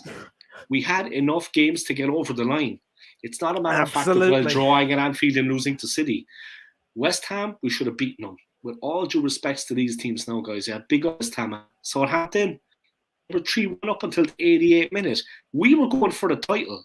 These teams are trained by relegation. Money, it's all a mind game. It's all mental. If we went 1-0 up against Southampton at the Emirates, they would have collapsed. They would have fallen apart. We would have battered them because they were losing games left, right and centre. What mentality did we go out with? Look at Walcott. He was given the space of the Emirates to fire in that goal. What could Ramsdale do? I mean, honest to God, Gabriel's positioning when the ball was played and Walcott on the overlap. Come on. I mean, we were 3-1 down until the 88th minute. And then Odegaard was like that, man. And Odegaard was like that when we got the 3-3. The point was no good to us. We should have battled Southampton. Destroyed them. I agree, honestly, man. I agree. Man, seriously, I completely agree. I completely agree. Man City and Liverpool, who cares? We had enough games against teams that were going through. Like, they were struggling. They were on their knees. Okay, they're fighting for their lives, but their confidence was fragile. They were conceding goals like there was no tomorrow. We let them get 3-1 ahead of us, and we're going for the title. Come on. And here's the thing, though. Here's the thing, though. In as much as City might have been a free hit, as it were, you know, we were going to a Liverpool side. Yes, their home record at Anfield was good this season, but Ramsdale is asked to play a risk-reward system. Goalkeepers playing the ball out from the back are hard to find, and Martinez isn't at the same standard with the ball at his feet. I'm going to disagree with you there, Stapes, because if you take a look at how Martinez has evolved his play under Emery, he's now become more than capable of playing out from the back, and most of Aston Villa's play is generated really from a short pass from Martinez to either Matty Cash or Alex Moreno as their full-backs, and then from them it goes all the way to the four-man midfield of McGinn and Ramsey and Buendia and Douglas Luiz or whoever it might be, and then they sort of play in that diamond triangle shape, and then that sort of starts their attacks. I'll come to Emery in a minute, but Martinez has improved this game, so he could actually walk back into Arsenal and do a job for Arteta. But the problem is Ramsdale has sort of become the blue-eyed boy, great for PR. A supposedly wonderful story about three-time relegated goalkeeper at club level making it at Arsenal, wanting to become a legend, but doesn't say a word about winning trophies. People liken him to Peter Schmeichel. Schmeichel was a winner. First season with Manchester United, won the League Cup, finished second in the first division, but then in the off-season, he backstopped Denmark to a European Championship triumph, and Denmark weren't even supposed to be in that competition. Following season, first edition of the Premier League, he won it. And that was when United and Aston Villa were locked in that race for the title. Villa fell away at near the end of the season, and United ended up winning. And that sort of started the whole thing. Arguably United's greatest ever goalkeeper.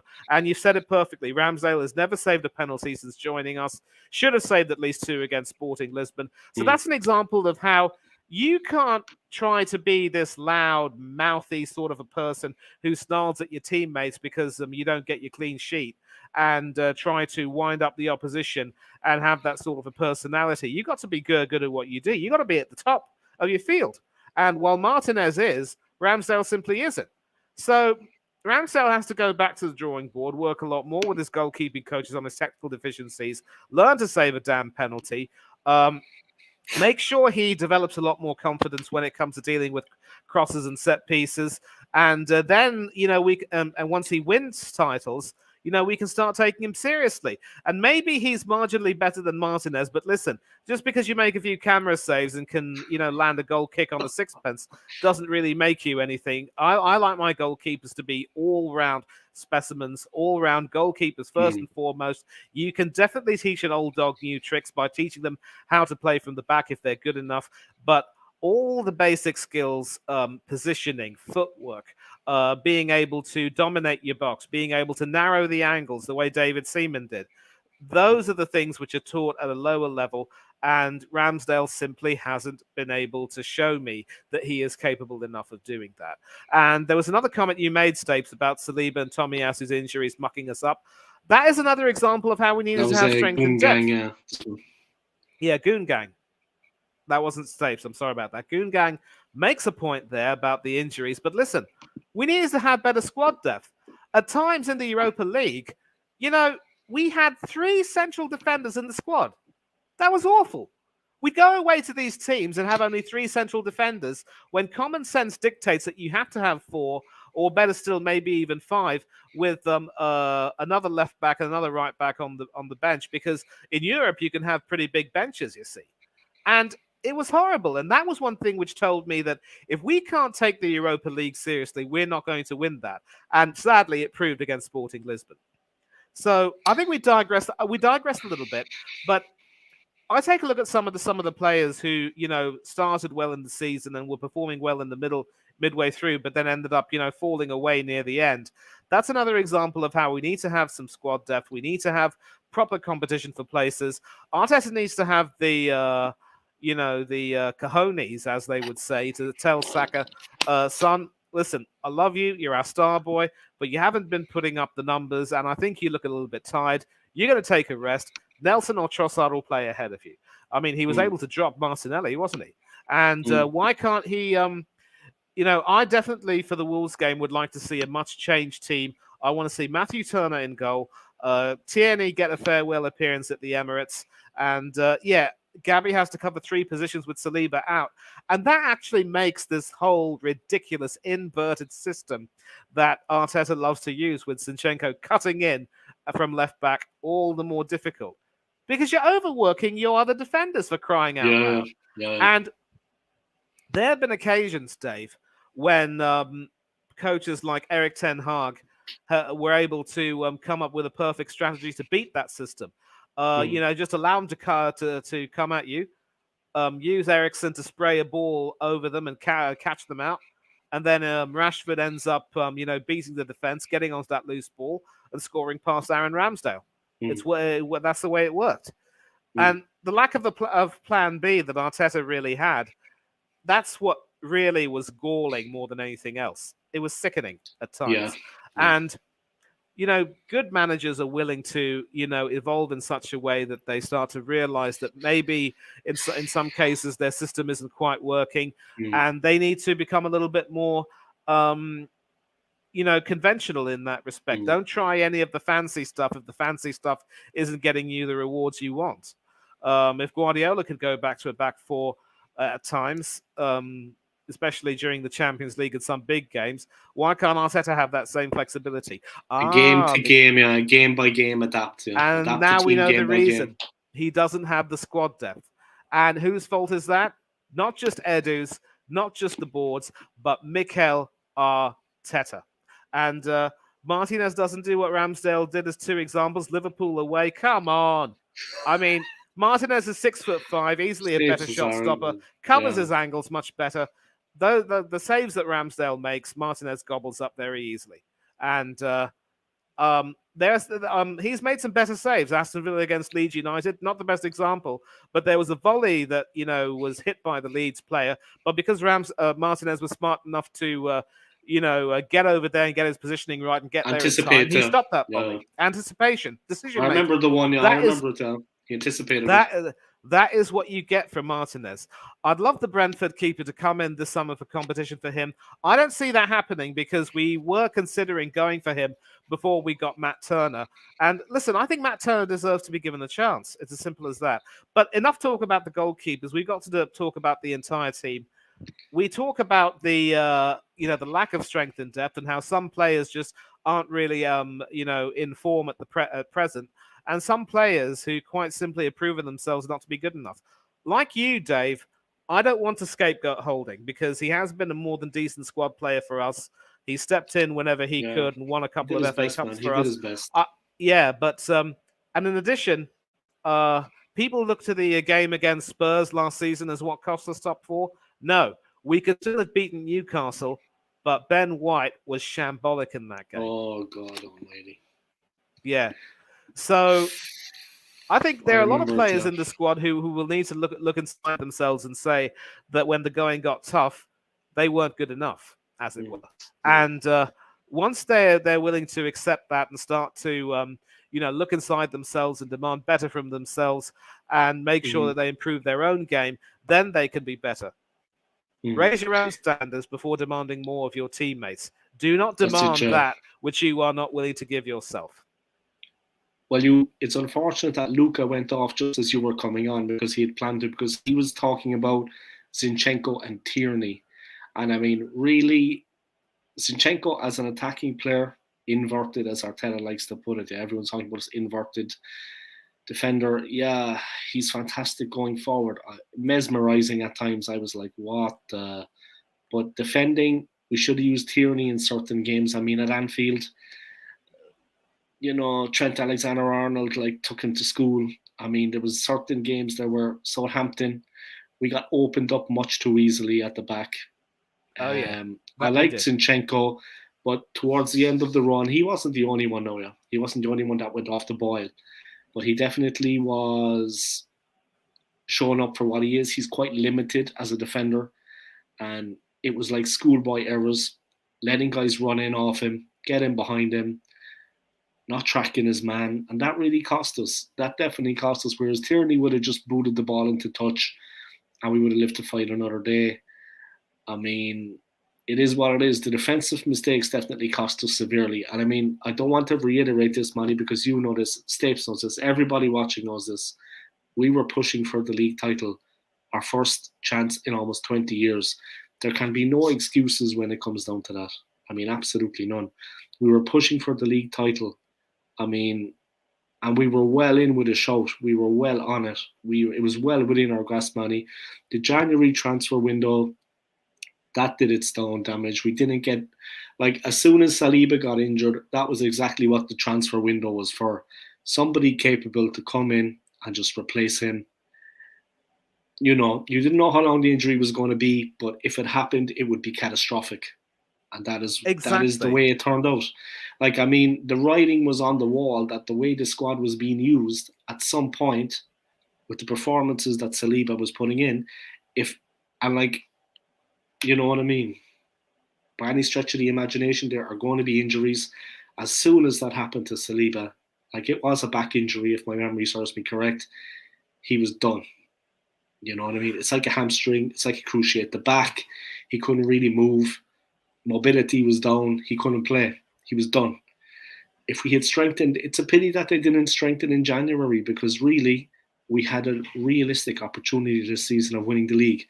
I'm not saying that the fact that other teams have been a little bit off it this season. United haven't been on it. Liverpool haven't been on it. Chelsea haven't been on it. Spurs haven't been on it.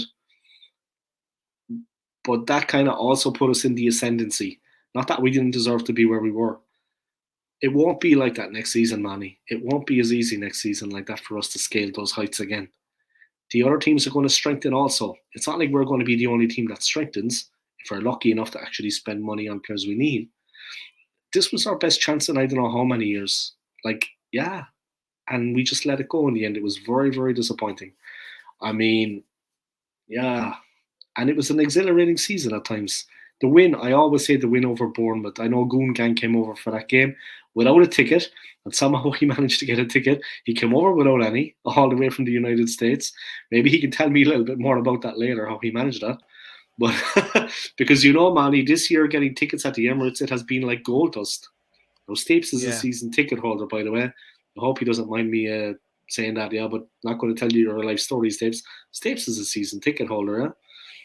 But this season has been to get tickets. I don't know how Goonman came over and managed to get a ticket, and the team won. That was an exhilarating victory against Bournemouth.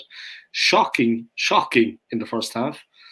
Or we found ourselves 2-0 down. I mean, that was another match, Molly, that it could have went either way. Reece Nelson bailed us out at the end, but that was too many games like that this season, man. Too many games like that this season. Exactly. And here's the thing about the Bournemouth and Aston Villa game at Villa Park, yeah? These are the types of wins where we have a lot of people saying, well, we should be proud of the team, stuff of champions. The fact that they're able to, play this horribly and come back and win is a sign that they are meant to do that. But no, stuff of champions, my foot. We've seen our share of games where the team wouldn't play as bad, would somehow find their way, find themselves down, but then find a way back to win. One of my favorite Arsenal teams ever is the 2001-2002 double winning side. I did like the 97-98 side, but for 2001-2002, we'd lost quite a few of our really special players like Overmars, Petit, Winterburn, and a few others. But we still more or less had a core. David Seaman was still playing really well, but coming almost to the end of his Arsenal career with us. And there was one game in particular which sticks in my memory. That is stuff of champions right there. Arsenal against Aston Villa at Highbury. Paul Merson came back to Highbury as captain of Aston Villa, and he put the team ahead by heading the ball over Stuart Taylor in goal, and it ended up going into the net. And Steve Stone, ex-England international, he doubled the lead, and we were 2-0 down at half-time. We didn't necessarily play very badly, but they took advantage of a couple of mistakes from us, and we found ourselves, under the cosh. But for the second half, I think Martin Keown and Sylvain Wiltord were brought on as substitutes. And, what happened was that we started to gain some sort of self-belief. We ended up scoring 1 or 2. And I believe it was, if memory serves me right, it was a Thierry Henry winner near the end of normal time, which ended up, sealing that terrific win. A win like that, when you don't play as badly, you find yourself 2-0. You find yourself down through no real fault of your own, and somehow find a way to come back and win. That's the stuff of champions. But you don't play horribly, contrive to concede in the first few seconds of the game, 10 seconds, I would say, and then go 2-0 down by the hour, and then end up winning. I'm sorry, but there's nothing about that. And yes, it was a Thierry Henry goal in the 90th minute. Sylvain Wiltord, of course, had come on as a sub and got us back on level terms a minute after kickoff for the second half. Henry scored in the 72nd and 90th minute. Vieira and Perez with a couple of assists, and so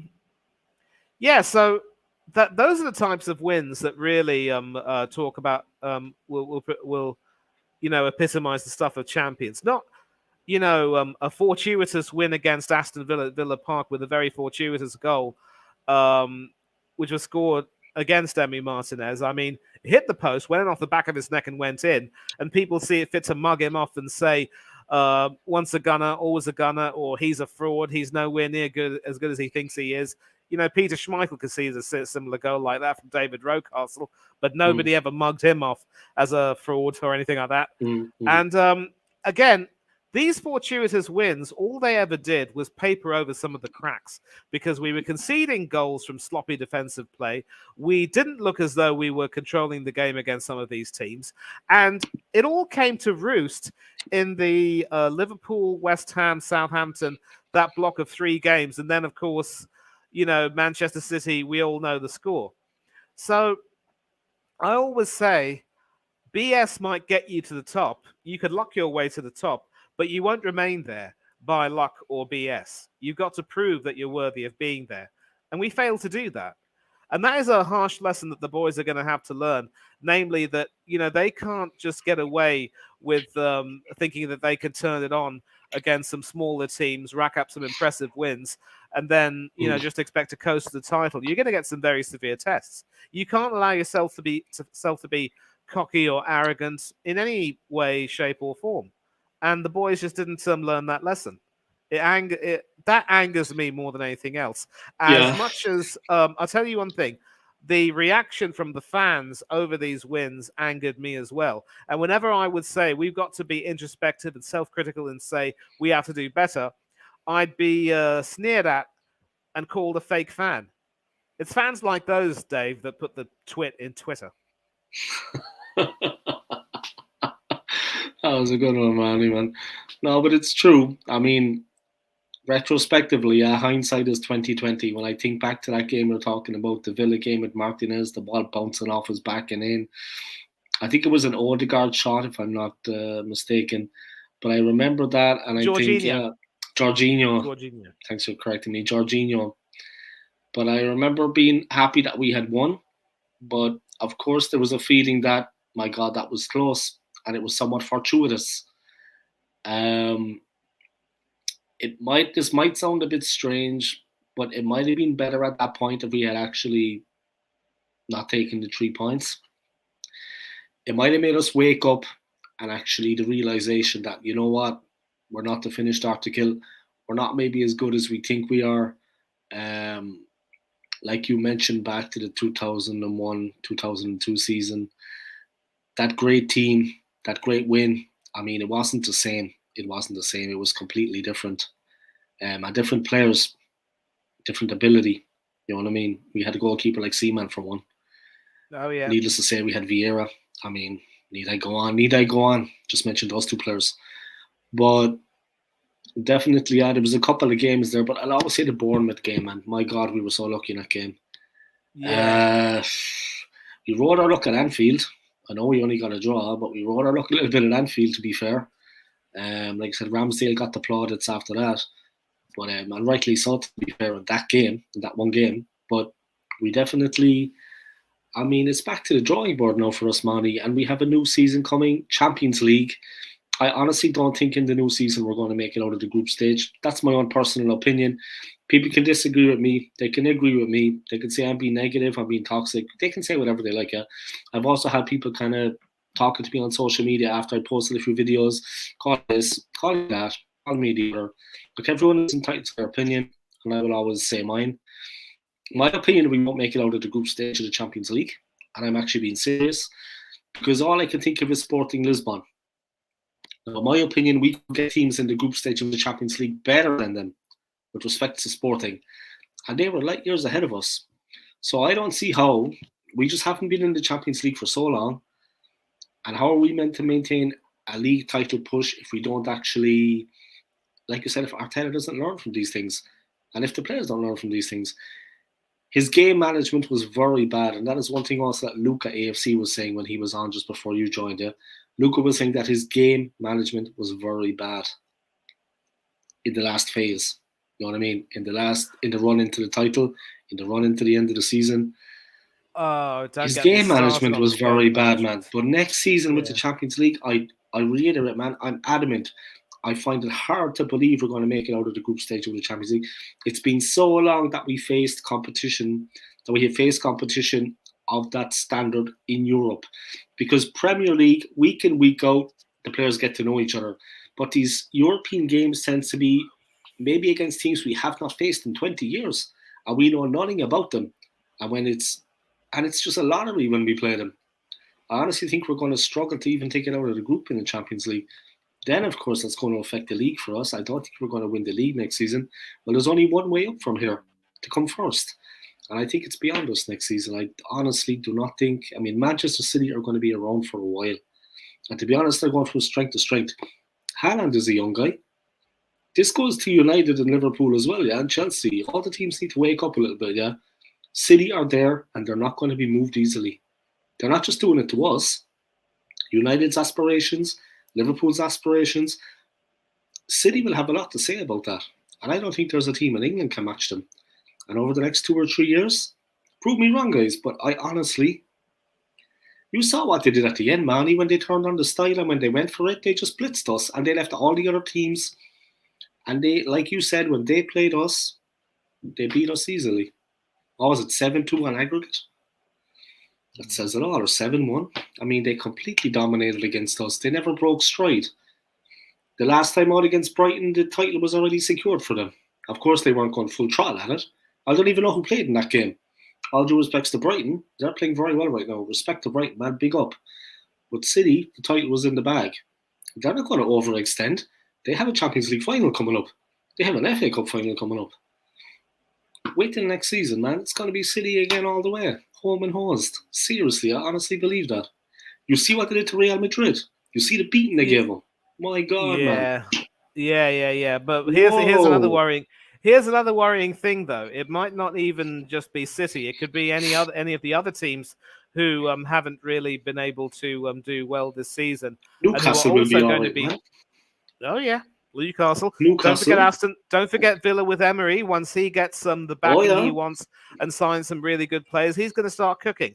Good coach. Emery, Tierney could very well end up joining Aston Villa with Emery because I think they've lost both of their left backs, Digne and Moreno, to injury. Digne, in fact, might end up leaving. So if you were to have Tierney and Moreno as your two left backs competing with a clean slate, trying to go be as high in the league as possible and do as well as they can in the Conference League. Craig, good to see you, mate. How are you? Arsenal forever. Dave and Manny, big up. Love that photo. 1989, the classic win, of course. I believe it's 34 years, almost to the day since we won. Is that Rocastle, is it, or is that Paul Davis, or who is that? I don't think it's Rocastle. I think it's someone else who's lifting the trophy. It could either be Rocastle or Kevin Campbell from the looks of it. Could be Campbell. Was Paul Davis around that time, was he? I'm pretty certain he was. We had Kevin Richardson in that team as well, don't forget. Yeah. Interesting photo. I like it anyway. I like it. Yeah. So that is pretty much the thing. And the most important thing we've got to try and do is spend properly in the transfer market. And we're going to need a lot more than the measly 200 million bob that we've got from the Cronkies right now. Let's say we try to get two really big targets who cost in the region of about 80 to 90 million bob each, maybe more or less. We buy those two targets, that budget is almost completely wiped out. And so what do we have left? The whole thing, I'm telling you, man, it stinks to high heaven. Yeah, we can't compete with City. No, here's the thing. You can't just have this sort of Mikel Arteta has started contract talks with Arsenal over an extension to his current deal. Oh, for heaven's sake. But why are they doing it now?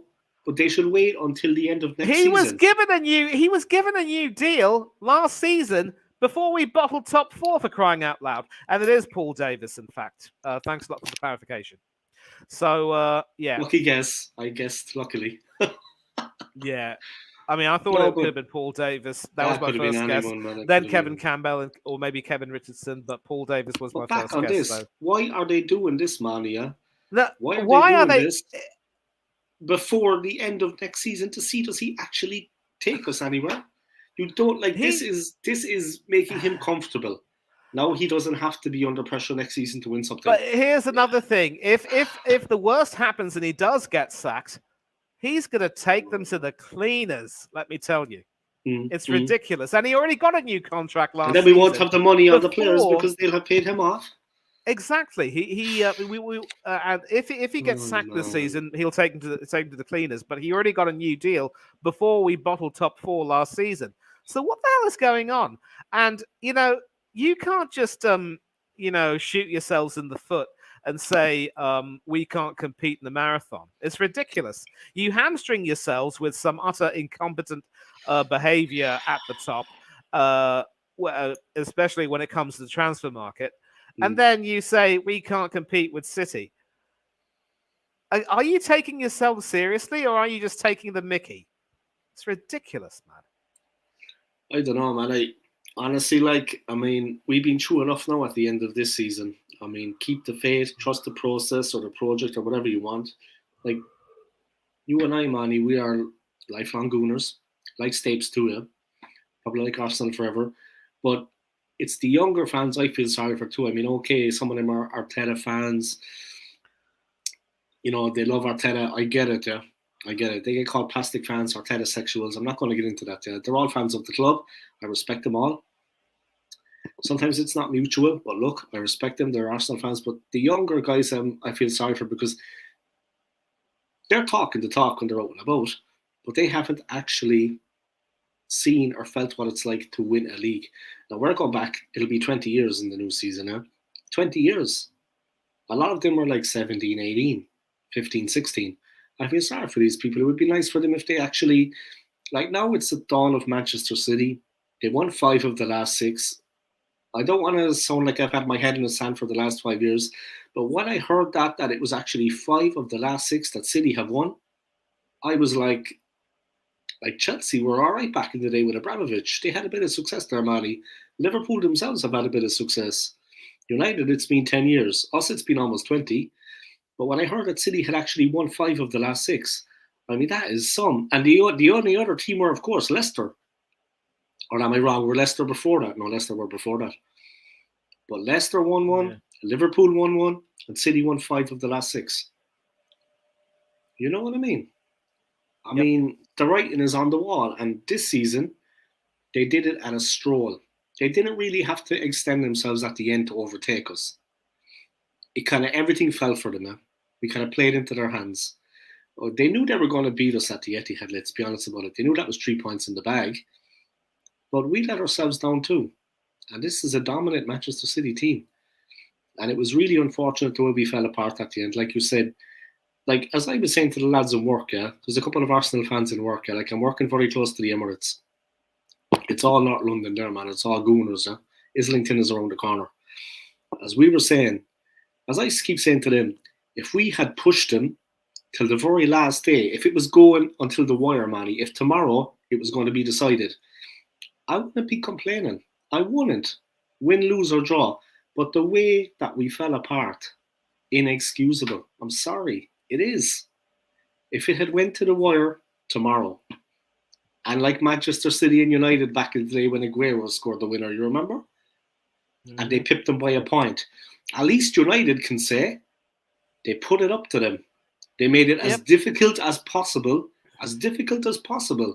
It's been easy for City, Mali. Come on, it's been easy for them. And the pressure has been off going into the Champions League. They knew they were already... They were home and hosed, man. And we were... Exactly. I mean, the point swing itself should be enough to make us hang our heads in shame. Arteta is 100% the right manager and will do more years than Wenger. Big up Stapes, man. I like Stapes, I have to say. Stapes is all right. He's all right, man. Nope. Next season is going to be a watershed. Next season will be a watershed, my friend. We're going to find out how good Arteta really is. We're going to see if he lasts long enough. If the season goes horribly, horribly, horribly wrong to the point where we could end up 15th, which we were under Arteta in his first full season, if we do not end up with anything, I'm going to say this right now, he will be gone. 5 seasons would be too much. 5 seasons would be 5 seasons too much. And once we get rid of him, we appoint a more experienced manager and a better man manager who is more tactically on the pulse in the bigger games and who knows what to do. Yeah, 2 seasons ago the kit was £60, this season 70, and now 80. Don't tell me costs have risen by 33% in 2 years. This is profiteering, and that's another thing. All the merch is out now. Yeah, I don't like talking about this too much, but the merch is out. I mean, is that the be all and end all of the club? I mean, after the disappointment, our last league game is tomorrow. After the disappointment, I know it's a business. I get it. Yeah, it's not like back in the day. I know football has moved on. I know it's a business. I know things have changed. I know the Cronkies are in charge in London at Arsenal. The boys are up. The Glazers are up at Manchester. I get it. I understand, yeah. But at the same time, when I see all this merch photos going on and things on the website and this and that and the other, and Ian Wright all over it like a dog in heat, I mean, what is actually going on? I mean, after what happened with us, do they honestly think that me, for example, Manny, trust me, man, I don't know how old this jersey is, yeah? But next time you see me in the armory, man, you know what I mean? I'd rather be caught dead than go in there. You know what I mean? Might get it cheap online, get it imported from Asia or somewhere like that, you know, a bulk deal, but I will not go in and I will not. Like, I planned at the end of this year, I was saving up a bit of money. Not win, lose, or draw. Never mind what happens in the league. I was going to go in and buy myself maybe a nice coat, you know, maybe a couple of things for the place, you know, a couple of the Arsenal cushions, maybe like the replica of the stadium. Be a fan. Be a fan. I'm not going to go in and I'm not going to put that money into their pockets. Don't even think about it, man. Not worth this jersey will do me for the next 10 years. I've got another 2 or 3 in the wardrobe. I got a couple of T-shirts, brand new. I've got these baseball caps. Why should I? Why would I? And it's not a matter of money. I have the money. I just don't want to. Because honestly, guys, you're going to put money into their pockets when this is the return we get? What happened at the end of this season is absolutely inexcusable. That's all I'm going to say, man. I'm sending Manny to sleep. Sorry about that, man. No, you're not sending me to sleep. I mean, I'm just a little bit tired. The gym, the workout. It was the gym. The shower, it wasn't me, it was the gym. The shower is what really puts me to sleep. And listen, I'll just have a cup of tea and I'll be perfectly fine. Arteta or Ten Hag? For what? I think he might be asking who's the better manager of the two, and I'd have to say Ten Hag is better. Tactically, he's a little bit more on the pulse. I'd agree with that. And would know what to do. I mean, obviously, United didn't have a good season themselves in Europe, but it was at least marginally better than us. They reached a further stage. They won a trophy. They're third, and they're in the FA Cup final. I'm sort of barracking for them to win the FA Cup at City's expense, but I wonder if that's going to. I wonder if that might upset a few Arsenal fans. At this particular point, I couldn't be bothered. Well, City are going to mash them up anyway, in my opinion. I think City will win that game at a canter. But it's a cup final. It's a one-off. Yeah, exactly. It is a one-off. And let's not forget, United actually beat City at Old Trafford in the season. So I think lucky. City will probably... lucky win that was. Quite... well, a win is a win nonetheless. I mean, they I'm did. Joking. I'm trying to wind this guy up because he's a United fan. Yeah. I work with him. I work with this guy. Oh, this guy here. Right. I work with him. Yeah. I'm trying to wind him up. United were so lucky in that game, man. They were so lucky. I mean, luck all over the place. I mean, yeah, they were lucky, but at It'll least be another 10 years before they win the league. At least another 10 years. If they make some smart purchases with the power of their name, I mean, I wouldn't be surprised if they consistently challenge and end up winning the league before we do. Because, look, every team will have a cycle. Klopp didn't do much till season 5. Well, he started in his first season, at least, getting the team close to winning some silverware, just failing. Yeah, he did. But you could see the progression. You could see that he was moving on up, in the words of that famous song by M People, and he starts to win, and everything was fine. Red card farewell against Wolves on Saturday. Oh, He's not I going am to play. dreading that. Is it actually his last game, though? Is that actually his last game tomorrow? Well, word on the street, of course, is that they've shaken hands on a 4-year deal with Bayer Leverkusen to sort of send them over there. Players' version of the new home kits is out on the 12th of June and will cost 110 quid. Oh, for crying out loud. That's for a jersey on your back, no, man. That's before you buy a drink. That's before you pay your rent. That's before you you pay the electricity. That's before your transport costs. 110 for just this? Seriously, man. Those days are daylight robbery. The only time I would change Arteta is if Pep said he wanted the job. Oh, for Pete's sake. It's bad enough that we get these City rejects as players. Now you want a City reject manager to come in and replace Arteta. A bit of time for him. Not going to happen. Not going to happen. And you can still quote me on this. If Pep still fails to win the Champions League, he will walk very soon before getting sacked. Yeah, you think that, yeah? Interesting thought. I mean, they are favourites. They are going to win it. They are going to win it. Let's be honest. I mean, now, here's the thing: they are favourites against AC Milan. I mean, Inter Milan. But football is always a funny old game. Nobody predicted that Chelsea would beat Bayern Munich in 2012. Nobody predicted that Liverpool would beat AC Milan in 2005. There have been some other decent finals, and that 2012 final was a great one, by Drogba's header. Oh man. Yeah. He's some player, though, man. He's actually, I don't want to sound, I am an Arsenal fan, but Drogba is actually kind of a bit of a hero of mine with that goal. I mean, I will never, of course, he destroyed Arsenal many seasons. Yeah, he used to tear us to pieces with his sheer physicality and unerring eye for goal. But that header against Neuer, man, that goal, that header, man, from a corner. Yeah. Big up Drogba, man.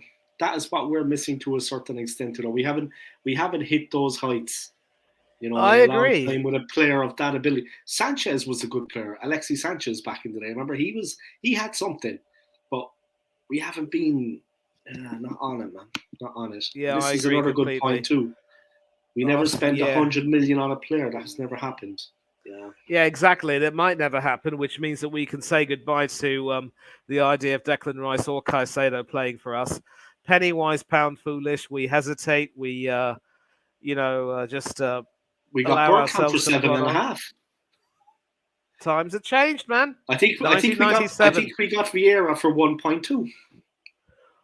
If my memory serves me correct, 3.5. I think 3.5. Yeah, times have changed. I mean, yeah, Luis Enrique, Ancelotti, Simeone, and Zidane are all better than Arteta. I love Ancelotti, but I don't think he'll want to continue managing a club football much longer. I think Luis Enrique is a little bit tactically limited, and I think he showed with Spain that he wasn't quite able to get them over the line. Obviously, Barcelona was his comfort zone, and maybe like Zidane with Real Madrid, he might not last very much with us. But there is, Zidane as well. He was good with Real Madrid, maybe not in the tactical sense, but certainly he was a good manager, no doubt about it. And definitely, Ancelotti and Zidane are really, really good managers. I don't really have that much faith in Simeone. Patrick Vieira cost 3.5 million, absolute bargain. Yeah, 3.5 and Bergkamp was 7.5. Bargain. Exactly. But Dave, listen, I am going to have to split because my stream is in a few minutes. But listen, what channel is it on? Oris Talks Football, OTF. OTF. Oris Talks Football. I'll check it out.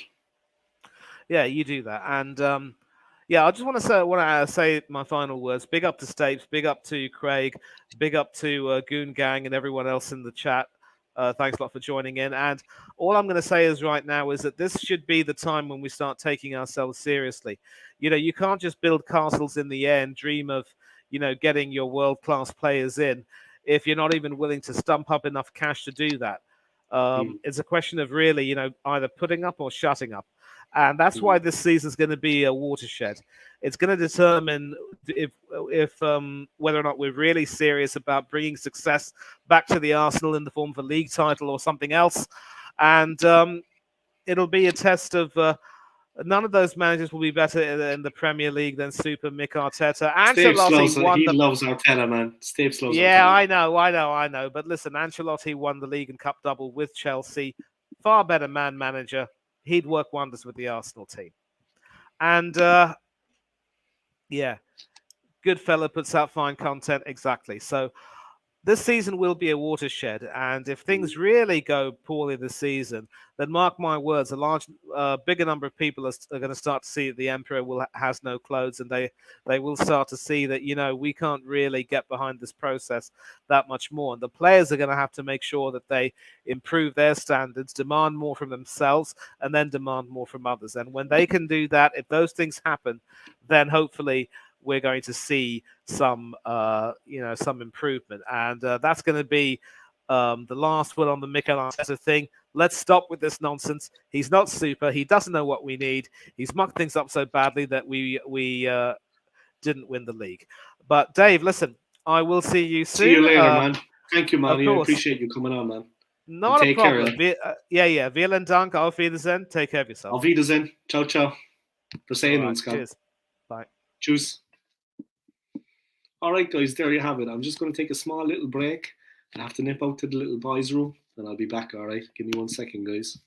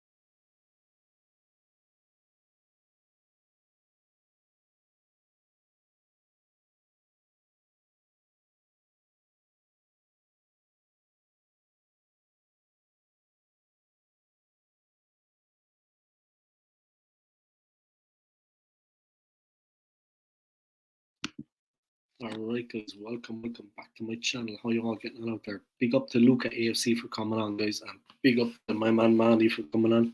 He had to head off on another guy's channel there, but he was good enough to come on my channel. Yeah, what can you say? Incredible end to the season for Arsenal. We have one game left tomorrow. We're hosting Wolverhampton Wanderers. Will we win that? God, I hope so. But to be honest, the season is over. We're finishing in second. We've got Champions League football, so that's something. But yeah, it's been a tough end to the season for Arsenal fans, no doubt. A lot to talk about. I'll have another couple of guests coming on in a while, guys. But yeah, we really got we had a bit of a wake-up call there at the end of the season as Arsenal fans. Everything seemed to fall apart on us. Is exactly what happened with that. It fell apart completely. And that is unfortunate. A bit like my marriage. Just fell apart completely. But it is what it is, guys. We live to fight another day. What can you say? We did our best. Here he is, the main man. He's got something to say. Let me wait till he straightens himself up. He's on the prowl. He's on the march. All right, here we go. All right, man. How are you? You're looking stylish as always. It looks like Peckham in the background there, is that? It is, yeah. I just put my jacket on. It's blowy this side on this balcony, but on that side it's nice and sunny. Just trying to see where you live. What street? I'm joking. Don't say the name. I'm right next to Millwall Stadium on the Old Kent Road. Okay. I used to live in Peckham myself. Not a bad spot to live, man. It was alright. Yeah, it's Alright. stuck right between Peckham and New Cross. Yeah, I know the area, yeah. It's a nice enough area, though. Nice weather today, man. Fantastic weather. It's been nice, yeah. It's been really nice, Dave. Yeah. Beautiful. I'm blessed to have the day off, to be honest, because normally I don't have the day off for some reason. I never have the Friday, so I can never do a good preview of Saturday's game. You know what I mean? It's like, I was like, Jesus. It was like a shock. It never happens, you know what I mean? It never happens, man. I'm always working every Friday. So I'm delighted to have the day off. How are you anyway? You alright? You keep it good? Do you know what? I've been sick this week, but today I'm actually feeling a little bit better. I've had a decent meal, and just this evening I decided to have one beer. This is it. One beer only. That's it. Half time. Enjoy. Sláinte, as we say in Ireland. Sláinte to your health. But the thing is, yeah, I'm sick as well, and there's a couple of guys in work sick.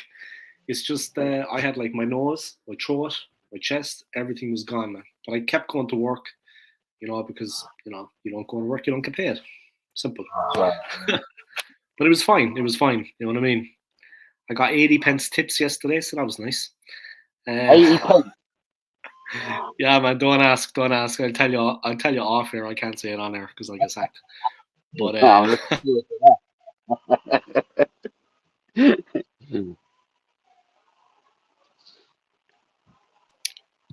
right, we're back. The Irish sense of humor, man. It will never die. Let me think. What's going on, man? What do you think of tomorrow, the game? This is a bit of a preview for that, but we can talk about everything. I mean, the transfers, the this, the that. Our season is over. Let's face it. Tomorrow is, we're second. We got Champions League qualification. Of course, as everybody knows, we're not going to bring home the title this season. That will not be happening. Manchester City won the league. Your thoughts on everything? Let it all go off, man. Just everyone's views are respected here. You know what I mean? We all right. Just briefly on the title. No one expected us to be there, but I get it. During the season, expectations can change, especially come January, which is why we put a lot on the ownership to change their expectations. As where Arteta got the side, you're like, go in and get your number one targets. Maybe it ends different. Maybe we do win the league. But that said, Trossard has probably had a bigger impact than I think Mudryk would have had. You know what I mean? But later on down the line, I think Mudryk could be a better player. Jorginho is just one of them. I feel like a stopgap signing, so I don't think it was enough. Whereas Caicedo or a Declan Rice, would have been a lot more better for us than a Jorginho. You know what I mean? I think you can see that from the senses that he wants to sell Thomas Partey now as well. So it's not just Xhaka; it's going to be Partey as well. And that's a biggie. But I think it's more his off the field stuff and the bad press he gets off the field. Yeah, That goes too deep. I don't think Arteta likes all that sort of stuff. He wants your family life intact, and he wants it humble and all around all areas. And he wants you to have a balance, to be balanced. yeah, hence why we got the dog now. Hey, win. What was when the story came out? I was kind of like, why is all this talk about this dog? I mean, obviously, I was still reeling from the fact we weren't going to be champions. Next minute, there's all this hype about this bloody pooch. I was like, well, who cares, man? The dog has got 4 legs and a tail. I mean, we want the title. What's this dog thing about? Who cares about that? I was like, Jesus, are they serious? So, that dog. Just take the dog for a walk and bring the title home. When he comes back, I want to see the Premier League trophy in his mouth. Take the dog out, and when he comes back, I want to see the trophy in his mouth. If you look at us from his very first press conference, he's been very much, we're a family. We need to live as a family. We need to be together as a family. One thing the players can't do is have a kid. You can't bring a kid into the Arsenal. You know what I mean? They can have it with their wives, but together as a collective, you can't do it. So the next best thing, as most couples out there that agree that they're not going to have any kids, they get a dog. So or a pet of some sort. So goldfish. There's a method. There's a method to his madness. It's like the light bulb situation. Like every time I quote Arteta, I put the light bulb up. I have fun with it. You know what I mean? So now I'm going to be putting a poodle up as well. I say it like that. I don't care. But yeah, I have fun with it. But you see, there's a method to his madness. You know what I mean? It is all about being humble. And there is other little things to it as well. Like the dog does give you that warmth. A pet does give you that warmth. But whether it's for a football team or not, that's another thing. You know what I mean? If it brings home the title next year, then we'll all be saying brilliant. You know what I mean? It's all because of Snoop Doggy Dog. I won't be complaining anyway, but Snoop Doggy Pooch, Snoop Doggy Dog, the old Poochie. Oh, you got the glass now and everything, boy. You've got the glass. Geez, you're living the life, man. Look at you, having a beer out in the sunshine. I mean, how bad? Getting a tan. You're getting a tan as well. You know what I mean? You're having a beer. You're like Lee Gunner. You're like Lee Gunner over in Spain. You know what I mean? Hey. I would like his life out there, eh? How bad? He has a handy, man. He has a handy. Hats off to him, man. He's done really well. Yeah, he's done all right for himself. He's done all right for himself. What do you think is going to happen tomorrow? How do you see the game going? Do you think we're going to win it? I honestly have my doubts, and I'm not being negative. I just think I don't know, man. I think that we're already I think the team are just kind of season's done, and we're kind of getting into this, the wind is taking out of our sails. You've got that with both sides, haven't you? There's nothing on this game tomorrow. Sunday. There's nothing on it because we can't drop any lower, we can't go any higher, and I think it's virtually the same with Wolves. They can't get Europe, so it's a bit of a mismatch. You know what I mean? I do expect us to pan them, though. I don't think we'll keep a clean sheet, but I do expect we'll score 3 or 4 goals. A bit much like we did with Everton last season, the last game of the season. Then I think we beat them 4-1. I think it was, and there was nothing on it for us that day. We still turned up and give them a clap. And I think tomorrow will be the same. That said, though, I do rate the Wolves manager. He's really good. Yeah, sure. Remember, they were bottom when we broke up for the World Cup. They were bottom, and we just won there 2-0 and went off to the World Cup. And Wolves were bottom of the league, and now look at them. They're not even in this relegation fight. So you have to say he's done a tremendous job at Wolves. And it's been a hard season, and there's been a lot of teams around them that could have done damage to them. Yeah, like it's a hard league. It's a tough league. It's the toughest league in world football. See, it is the toughest league in the world. So yeah. I mean, you saying that brings me on to another point. Sorry, I got an ambulance station right across the road. that yeah, but you saying that brings me on to the point that So you know, like the sounds of Lee Gunner was saying. I watched him earlier, and I don't disagree with him, but it's black or white sort of thing. You know what I mean? It's so I don't think our season's been a failure, mm, but I think Newcastle should celebrate top four because no definitely one thought they would get. And I'll be honest, incredible, man. that's the way our league's going. It's okay to have ambitions as supporters of a club, but let's be honest. I think next season we go to 5 qualifying for Champions League. So Mm, finishing in the top 5 is the bare minimum because you can have an off season, like Liverpool, you know what I mean, and Chelsea. You mm, you are everyone is capable of going down that road, you know what I mean? So to get in the top 5 is a bare minimum for 7 clubs. mm, So 2 of you are going to be upset, and if there's one mm. that creeps into it, like say a Brighton nearly did, then there's going to be 3 clubs that are extremely disappointed. You know what I mean? So yeah, I think finishing in Champions League spots, although you don't celebrate it like you've won a trophy, um, it is the bare minimum for the club. I mean, you already seen what the money is reported online about 160, yeah. Yeah, But yeah. but being in the Champions League is actually more than that. So the Champions League money's gone up more than the Premier League money. So us Wow. being in the Champions League, you've got to double that figure now. You know what I mean? So hence the reason why I think there is all this talk about Casado and Rice. You know what I Mm, mean? It's not mm. just one; it's both. Plus, I think a João Cancelo would be brilliant as well. And how much is it exactly for getting into the Champions League proper? I mean, into the group stage, like 200 million. I remember it used to be 50 back in the day. Now I think that was the last time we qualified, or maybe before that. But I remember it used to be 50. I remember it just used to be just short of 25 million, Yeah, but now yeah. with all the TV money and Mm, the way mm. they more clubs get a proportion of it, and plus I think there's four extra games, not from next season, but the season after. There's 4 extra games, Mm, so it's gonna keep increasing. mm. So I think it's brilliant, and it gives clubs that are run like ours. Now I don't agree or disagree with the way it's running. Everyone has their different opinions, and they're not wrong or they're not right. It's one of them, but it's an awful lot of money. When you're a self-sustained club, it's an awful lot of money to play with in a transfer window.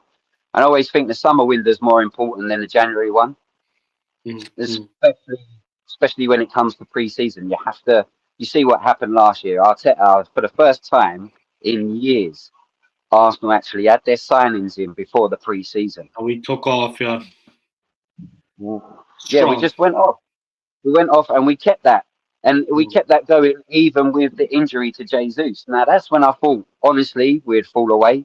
We That just were World going to Cup, come off, yeah. yeah, when Jesus got the injury in the World Cup, I thought, that's it now. You know, I mean, no title. Mm, And that was me being a defeatist. You know, I was just down in it. One person I didn't want injured was Gabby, you know what I mean? And he got injured. mm, mm. And he come back and Eddie filled his boots, you know what I mean? He filled his boots. And to be fair, he's done well. I didn't think the Saliba injury would impact as it has more than the Jesus. I thought Jesus would impact Yeah, us yeah, more. yeah. And and to be fair, I heard you talking about the January transfer window, and we should have got cover in at centre back. To be fair, the club did business with Kivior that I didn't expect. I didn't Mm, expect that. We was all talking about midfielders and maybe a forward, but we didn't. No one said getting a centre back as a priority. It was always down on the list. mm, And they got Kivior in, and the reason why he didn't come in straight away for Rob Holding was because of a language barrier and the understanding. mm. So, and even when he has come in, it's been a bit wishy-washy. It's not been great, but it's not been bad, you know. So Yeah, yeah. it's It's been a one of mixed them. bag. But yeah, and then we have fell off. We did we found ourselves in a position where we should have won the league. Yeah, it's them 4 games that you look at was Liverpool away. Somebody behind you watching, yeah. My neighbour Julian. Somebody behind you watching, yeah. I can see him. I see you, Julian. Yeah, it's my famous, neighbour. huh? He's famous. Yeah. He looks friendly. He's going back in. No, What was I going to really say? nice. When are we going to see a game together? That's the question on my lips. I was watching the show It can be before I come on. it can be a small game. It can be anything. I don't mind. Whatever. We're trying to get you in It's next difficult. season. I know it's difficult. I know it's difficult. So difficult because I've got my season ticket, and there's a few of us in the front row. Some of them don't want to return, and then I end up finding someone that wants to rent it for the season. But if not, then there's always one spare where we can normally sell game by game. You know what I mean? For match day prices. Yeah, I understand. Everyone is just crawling over each other for tickets. I get it because the team was great this season. Everybody wanted to be there. Yeah, because of the pre-season, there was no season tickets left hanging around. Everyone bit them off. You know what I mean? Yeah. And because of this season, we don't even need a pre-season. Just because off the back of what happened this season, the season tickets are gone like hotcakes.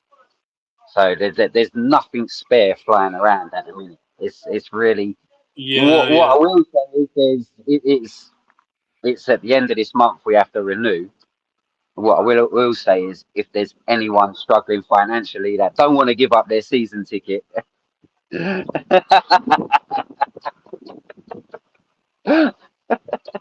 got his clown mask on.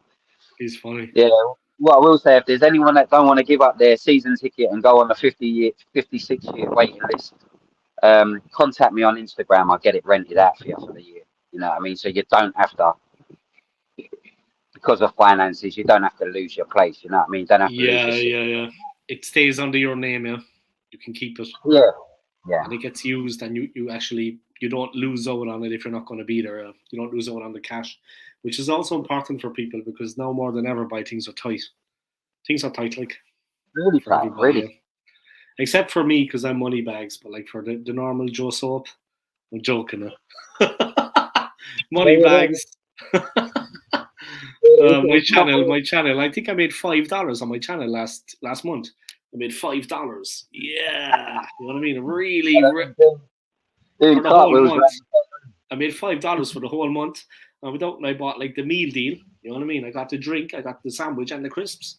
Happy days, bye. Walking down the road with the meal deal, like that. You know what I mean. Happy days. My hands were full, so I was like, nice one.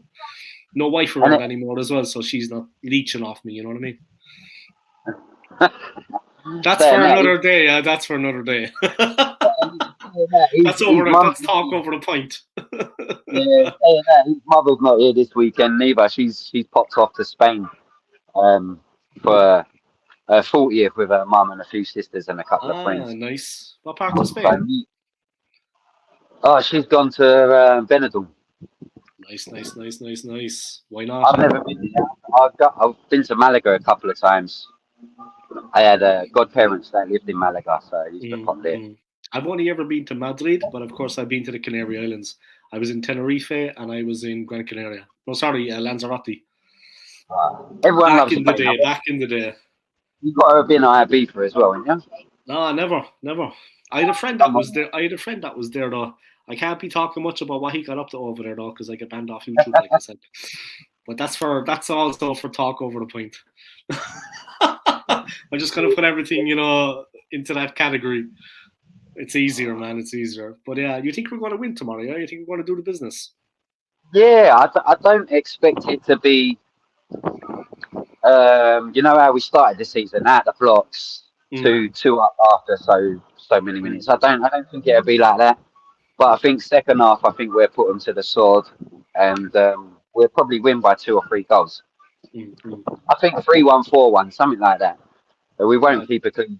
Yeah, they have a break coming up. I mean, they should give it a hell of a letter. Just go finish off on a high, win the game, take the 3 points, give the fans a nice experience. Yeah, to cap the season. It's the last home game. Let's give the fans something. You know what I mean? That's the way it should be. I mean, that is the That's the way it is. The last couple of weeks have been, tough as an Arsenal fan, of course. I mean, I've taken it pretty well, but there's a lot of fans that have just gone off social media altogether. They don't really come back on. I mean, they do, they're raging. I mean, I know a couple of guys absolutely raging, but All right. But you got to understand, you know in what I the mean? social media, being on the internet, it suits their narrative to be absolutely outrageous with some of their comments and Yeah, some of their views because it gains traction. yeah. We know the score, yeah. I'm more But mild mannered about things, to be honest. I just want to come on and I want to yeah, create content, that's right. and I like listening to both sides of the story too. Like Mani is one way, you're the other way, but Mani is very articulate and calm person. He's pure calm, but he's one way, you're the other way. Everybody's entitled to their. I'm kind of in the middle, like you said the last day, man. It's good to hear both sides of the story because, like you said, and I said to some of the Arsenal fans in work, I work with a lot of Arsenal fans, a lot of gooners. As I said to them, like your point, I didn't mention you by name, but I said, look, I was talking to this Arsenal fan, and he knows his stuff. I said, there has been progress. There has been progress. I mean, definitely. Poor Emil Smith Rowe. I don't know what he needs to do to get a game, though. I miss all Emil, but Emil is a fella you'd like. I don't know, did you see Edu? Yeah, I put like a post on my Instagram, I think yesterday, but Edu was saying 8 players out, 5 players in. I mean, would Emil Smith Rowe for you be one of the guys that has to leave because they're not playing him? Like, I mean, Well, what about Vieira? Fabio Vieira is that guy has to go. But well, Smith I Rowe, think he has a place at the team, right? I mean, surely Smith Rowe's going to stay. yeah, it does. And I've got Smith Rowe on my top, but I've done your not your last stream, but I was on with you last week, weren't I? Yeah, At that's right. some stage, That's right, yeah. and I said to you then, I'd sell Emil Smith Rowe because I don't want to go down this Jack Wilshere route again. You know what I mean? I think right now you could probably get a good deal for Emil of around 30 to 35 million, maybe with a buyback clause. And that's the kind of route I'd go down for Emil because I see him more as a left-sided forward, like where Martinelli and Trossard play. Does Emil get in over them two right now? No. Where do you see his game time coming from? It's hard. I don't want to waste the talent, so I'd rather let him go than waste him and have a buyback clause on him. But it seems very ruthless. But it depends what level you want to be at. You know what I mean? It depends what level you want to. I mean, if Emil Smith Rowe is at the same level as Trossard, then you sell Trossard because he's older. You know what I mean? But he's not there, and we can't guarantee that he's going to be fit for the whole season. So Yeah. it's a loan deal for me, or let's sell him, but with a buyback clause. Because I feel now we need to turn it up a level. I feel now.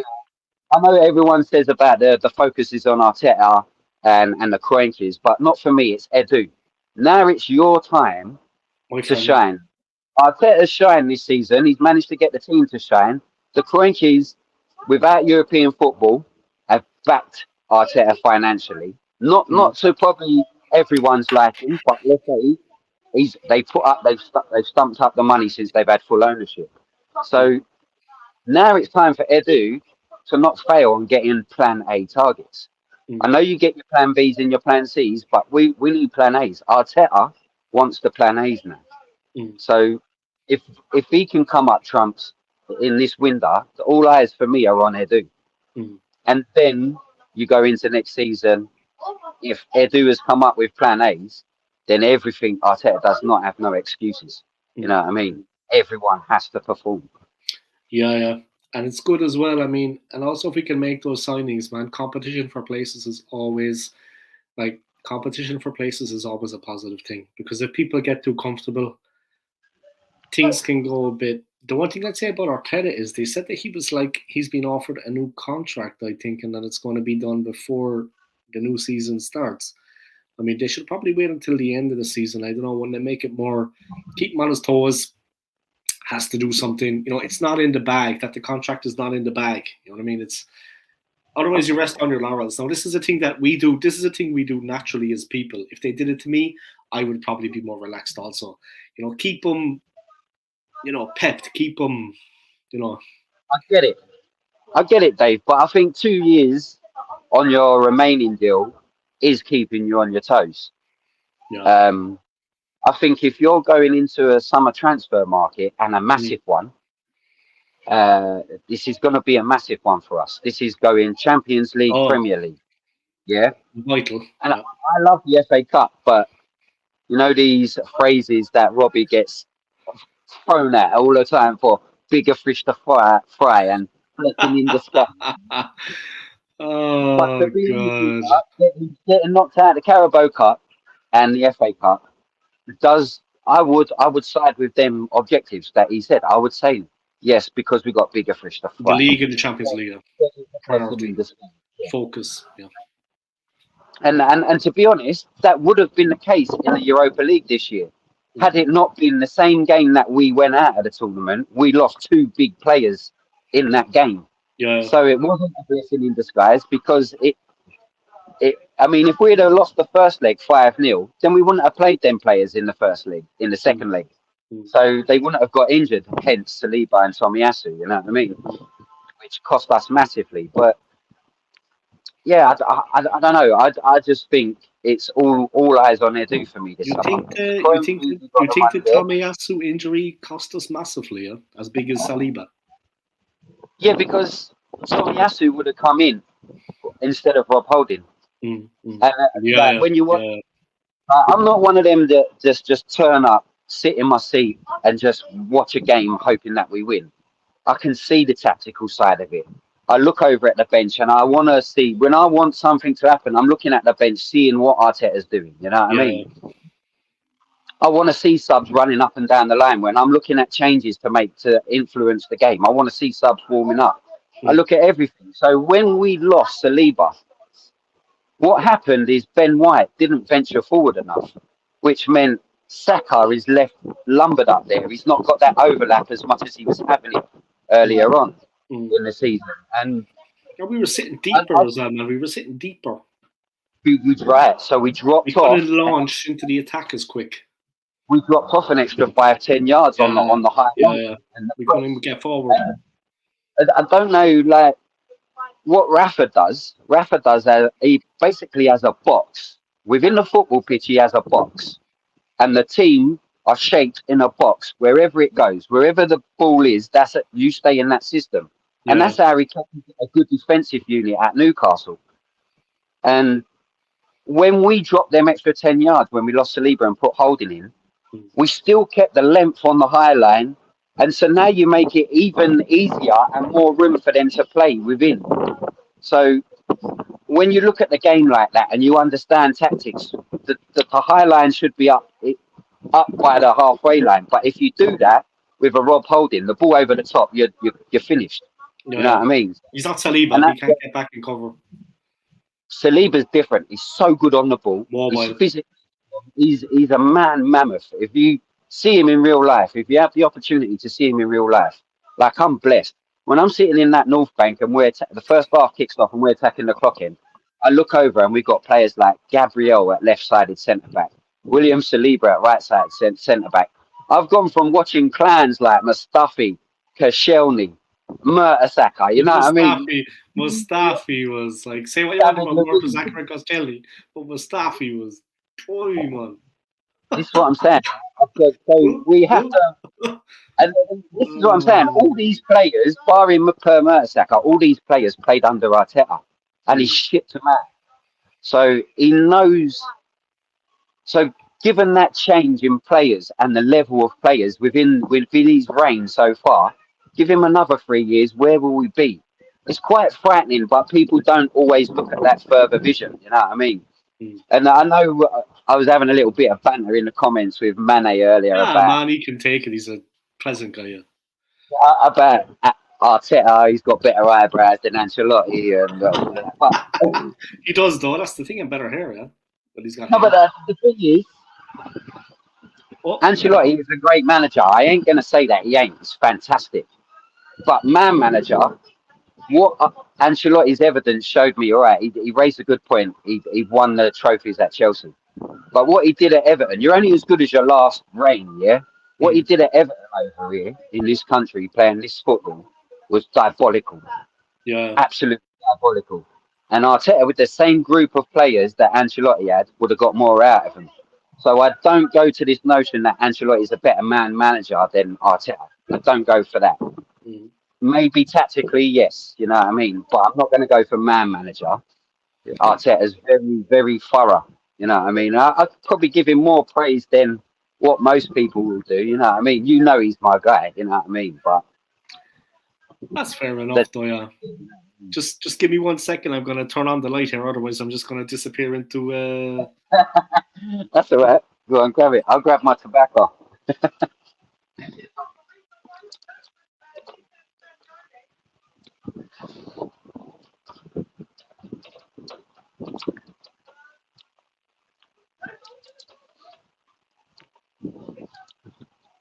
Where you gone, Dave? You vanished.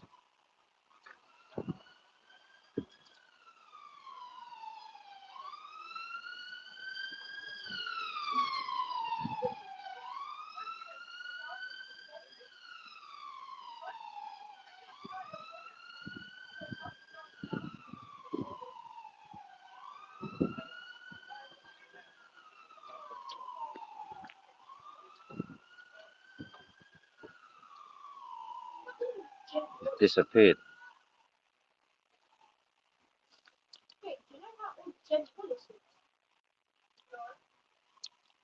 27.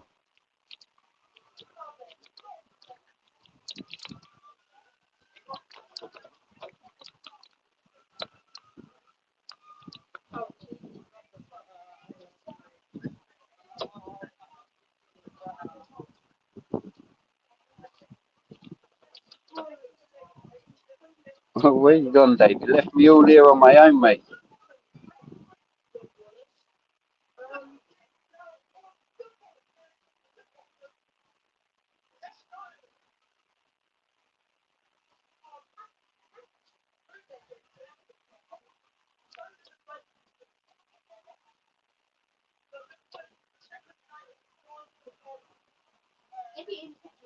I don't know, maybe it's Wi-Fi connection. He's had trouble with that of late.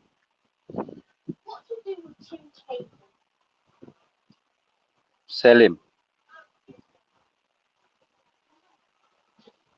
Sell him and get Eze, Alfie. Alfie, have a look at Eze at QPR. He should be at QPR on that one.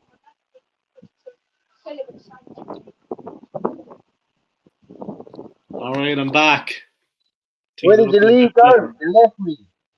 I had to turn on the light. I left you all alone. Is that? I was seeing how you cope under pressure. It was actually an experiment. I was watching you off camera. I was like, this look. I don't say nothing. I was seeing how good you'd be on your own channel. You know what I mean? I was testing you. Like, I was the public wanted to know. Yeah, people were texting me like, see what he's like under pressure. Step it up a notch. You know, let's see what this. I'm no good. I'm no good. Oh, you're better than me anyway. Jesus. But yeah, man. I'm alright with the ball at my feet, but other than that, nah. Are you going to buy the new kit? Are you going to buy the new merch? Oh yeah, can't wait, man. Can't wait. But I ain't paying that for it. I'll send you the link where I get it from. Do we? I was talking to Arston Alex as well. I think every so often he orders it from like Asia and they send it over in bulk. China. Yeah. But, big up Arston Alex. He sent me the link. No, I did. I'm just throwing him under the bus. The one with the gold stripes and like it looks nice, man. I mean that does look. You know the reason behind that. Because I thought it was a little bit weird. I thought it was a little bit weird us being in gold because gold is like champions, isn't it? You have the Premier League badge in gold. But for us to have gold stripes, it's the 20-year anniversary of the Invincibles. So that's the reason for the gold. My friend Edu, you know what I mean, who I met, of course. I keep telling people in work, oh, I met Edu there, you know, let me show you the photo. And they're all like, oh, God, we're so bored. You know, they can't wait to get away from me. I'm like, no, let me bore the shit out of you when I'm telling you. Sorry about my language, guys. But I'd be like that showing on the phone. I thought it was me and Edu there, the Invincible, and the two lads were like this. The Invincible. I said, yeah, he went the whole season of beating Arsenal back in the day, you know, like 2003, 2004. And they're like this. I'm like, yeah, Edu, man, Edu, the Brazilian Edu. I said, no, he's financial. I said, no, he's actually technical director of the club. And they're like this. Oh, it was like one of those cowboy movies where the dust ball goes past. and everything is slow and people aren't understanding. Yeah, man, Edu, man, it's me and Edu. I said my hair was a bit longer and I had less of a beard. That's me. And they're like, oh, yeah. Like, gee, who is that? Yeah, boy, it's the technical director of Arsenal Football Club. He's an invincible. And I was with him. Jesus, wake up, lads. That's my claim to fame. I'll be impressing the ladies when it's, you know what I mean? Me and Edu. I was fuming with him when he left us on a free Bosman. Absolutely fuming, you know. Yeah. He just got himself into the team. He seemed established. He looked like he was one of the first players in the 11, not just in the first team squad. And it was so hard to get in that 11 back then. And he, for me, was in there. And then he decided to leave. I was so upset. Like to the point that I hated him like I hated Ashley Cole. Brilliant player. But I was so fuming that he actually left us and we didn't get a penny for him. Yeah. I was so upset with him, but he's come back to bring in Declan Rice this summer. He's come back to bring in Casado. He's come back to bring in. I'd love to see Cancelo as well. Obviously, hey, look at that. There we are, by myself and himself. Real photo, guys. Well, different there as well. Real photo, guys. Me and Edu. Down by the county hall by the London Eye. Me and my man Edu. I tell you, I liked his wife more though, and I'm not going to go any further than that. I bet She's you did. well put together. I'm not going to lie. I was like, God damn. Now I know he's smiling all the time. I was like, God damn it. I was like, look at his wife. Yeah, I think we should. For a second, like an elder daughter, you know, like you kind of go over. Don't say that because he started rubbing his daughter's feet on elder transfer daughter. Oh, God. What a smell. Jesus, I'm not into that kind of foot thing, to be honest. No, neither am I, mate. Let's keep it clean. That's for Amsterdam. That's talk over a pint. You know what I mean? That's another one into the category. I like where you live, man. I like your background. What about you then, Dave? What about you with this Arteta? This is the first I heard was in your chat about the new contract. Yeah, I think he should be given one. I think definitely we should judge him after next season, the season coming. That's my own opinion. Look, I don't want to be one of the guys that jumps on the bandwagon like everyone else. Like you put things in perspective for me the last time. It was disappointing what happened, but we have seen progress. It all depends on the transfer window, man. And I know that's not just down solely to Mikel. Like you said, Edu's got to man up. Edu's got to get involved. Maybe more than he has been. Be proactive. It's got to be like, he has done well for us this season. Look, he's given us happy moments. There was a lot of good moments this season. I mean, for the first time ever, we were actually in a long time, we were actual genuine title contenders. And that was exhilarating. And when I was looking at the scores, when I was on the way to work, I was checking it, I was watching the games. There was this buzz that has not been there before, and it was like a breath of fresh air. And they have done well. It's just a pity to be tailed off at the end. The new season is going to tell a lot. That's what I'm going to say. And I'm not a guy that's going to jump one way or the other quickly, but we need to improve further. Now, that does not mean necessarily landing the league title, but at some point it would be nice to see that progress that we actually do win the league and take the trophy home. Like, I know you would love that more than me. You would love that more than me for us to win the league. I mean, who wouldn't? First of all, let's keep going with the good football that we have been playing. I mean, we have seen improvements. Saka, I think, needs to further improve or develop or will also not be run into the ground. I mean, you know what I mean? He was overplayed. He ran out of gas. Martinelli was okay. Saka was, the last couple of games, he fell apart. I think he was just wrecked. He looked jaded out there. He gave it everything he had against Man City. I mean, in the games against Man City, he took a lot of punishment physically. He gave it everything. He was taking a lot of punishment in games, man. Like, in general, he was getting kicked. I heard today that because there's a rumour that he may not play tomorrow. Struggling. If he doesn't play tomorrow, it's the first time in 2 years that he's not played. He's not had anything to do with Arsenal in a Premier League game. If he's not started, he's come off the bench. If he's not in the squad tomorrow, it's the first time in 2 years. He's 21, Dave. He's carried this club.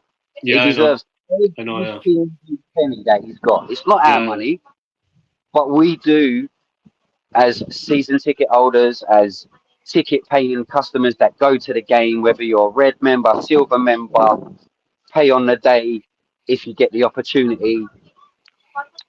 Especially them fans that travel from abroad. I remember you saying earlier that The Irish lads, yeah.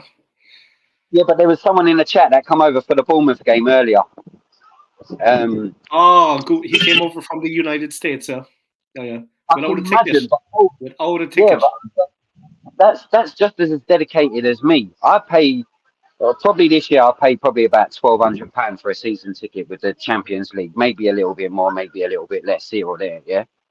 But he's doing more than that to come over here just for one game and go back. With the all-round, the food, the staying over. It costs that much. The time it takes to fly over. He has to fly from the United. He's flying from the West Coast. Yeah, it's a lot. It's a lot. It's a lot. It's a big commitment, yeah. Even the Irish lads. It's not. I want to retire to Spain. I want to retire to Spain. This is where it'd be good for you because I want to retire and sod off to Spain. I only want to come back to Arsenal for maybe 6 fixtures a season. So the rest of them you can have. I'll give you my season ticket. You can go to the games. And whenever I come over, I'll just nick it for the games I'm over. No bother. Deal. Man. It's good to be able to watch the team play. You know, you can't beat that experience, man. Anyone with a season ticket is blessed. In my opinion. Nice. Even more so now. It's just, you know, because you keep the connection with the club too, man. It doesn't matter who the manager is. It doesn't matter who's playing.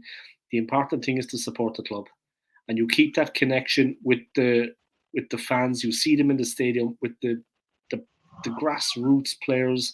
You know what I mean? The feeling is there for the club. The emotion is there. And like I said, managers come and go, players come and go. The important is to support the club. And you're keeping in touch with what's going on at the club. Like you have that, I'll let you speak now, but you have that advantage over myself and Mani, for example. You go to games regularly enough, right? You are a season ticket. You have that option. You, of course, can see it from a different perspective because when was the last time I was at a game? When I met you. That was the last time. So you have that advantage to see it, like what's actually going on. You can see both sides of the coin. Of course, Arteta cares. Of course, he put his heart and soul into it this season. And of course, no one is more disappointed than him. And that is the truth also. I mean, whether he's coming out and saying it or not, but you have that perspective of being at the stadium, seeing actually what's going on, seeing the performances firsthand, not highlights reel. A highlights reel is never going to tell you the full story. You're watching it play by play, and you're there live. You have that advantage of seeing it up front, you know, up close, and that is anyone with a season ticket is blessed. Having seen what I've seen under Wenger for the last 10 years and a steady decline, and then what I see under Unai Emery, the midfield, was non-existent. So what I've got now under Arteta, I fear losing him. I fear losing him to a massive club. And I don't want that to happen. So the new contract talks are brilliant for a fan like me because I do. And it wasn't, I know it was a bit of tongue-in-cheek, but I've been saying this for a long time. And actually 2 years ago was the first time I said it. I said Arteta would outlast Wenger. And everyone smiles when I say Arteta will outlast what Wenger did. He will do more than 22 years at Arsenal. As long as I honestly think that. So how many has he done? 5? No, he's not even at 5 yet. I think so that's he's done three full seasons and then half, isn't he? So he's going into his I'm sure his fourth full season. If he lasts, you know what I mean. But I honestly don't think we'll be as good as we are next season. I think we'll be better in the cups. Funny enough, I just don't think we'll be as good in the league because of the midfield change. Losing Partey and Xhaka, I think that's too much. Bringing in, even if it is a Casado, but I know Declan Rice is going to be in, so I just still feel that it's not enough. You know what I mean? Especially for what's going out the door. Yeah. I mean, the thing, So in a yeah, title race, I don't think it'd be enough. But in a cup, they're one-off games. You know, like you can get through them, and mm. cup games have a lot of luck involved in them, and especially with the draw, what side you get. I think we'll do better in the cups next year. And it would be good. Yeah, it would be good to go a little bit in the Champions League too. I mean, we're not going to lift the trophy. Let's be honest about it. In June, we're not going to be champions next year in June. Lift the trophy, but it would be nice to go for the Champions League and maybe get out of the group stage and have a knockout game and bring it back to the Emirates and like second leg for the fans. It's for the fans, man. I'm talking about the whole time because the fans are the lifeblood of every club. For the fans, yeah. This isn't about Arteta or Edward or any of the players. For the fans, it would be nice to get out of the group stage and bring the second leg back to the Emirates with it all to play for. I give them a night to remember, win, lose or draw. I've been at many of those nights in Switzerland because I was lucky enough that a friend of mine was season ticket holder at FC Basel.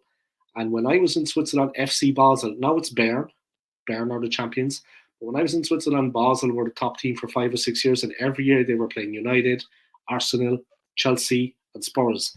I was at those games, and the atmosphere was absolutely exhilarating, unbelievable. When I mean, the roof came off the place.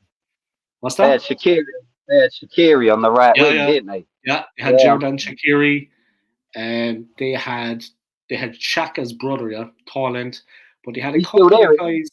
Yeah, he's still there. Still He's a regular, yeah, but they come from Basel, yeah. The family grew up in Basel, even though they're Albanian. They settled in Switzerland like in the 80s with their parents.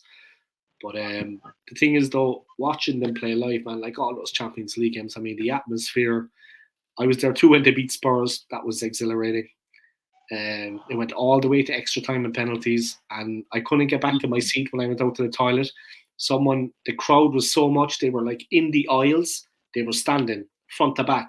So I couldn't even get back to my seat. So me and the ex-girlfriend, we were standing, 2013, yeah, that was 10 years ago. Seems like yesterday. We were standing in the aisle, couldn't get back. I could see my buddy in the seat. He was looking around him. I texted him, it's all right, we're in the aisle, I can see you. So he was calm, yeah, but the stadium was full. There wasn't a seat to be had.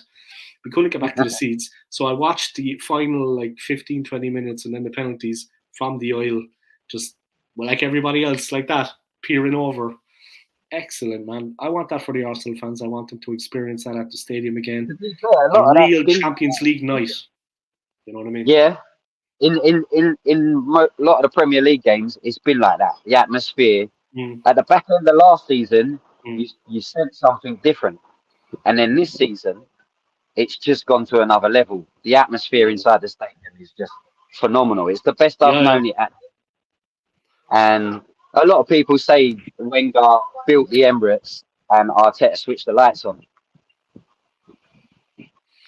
What we got there?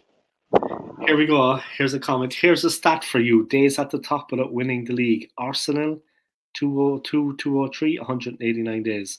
708, 156 days. 13, 14, 128 days. 22, 23, 248 days. We are breaking records out here. It's one of them. Look, the thing is, when you're going to challenge for the top trophies, the best accolades, you're going to come up short sometimes, yeah? And yes, it's disappointing, but you can't just keep throwing these stats out, you know what I mean? And dampening what has been a very good season, you know what I mean?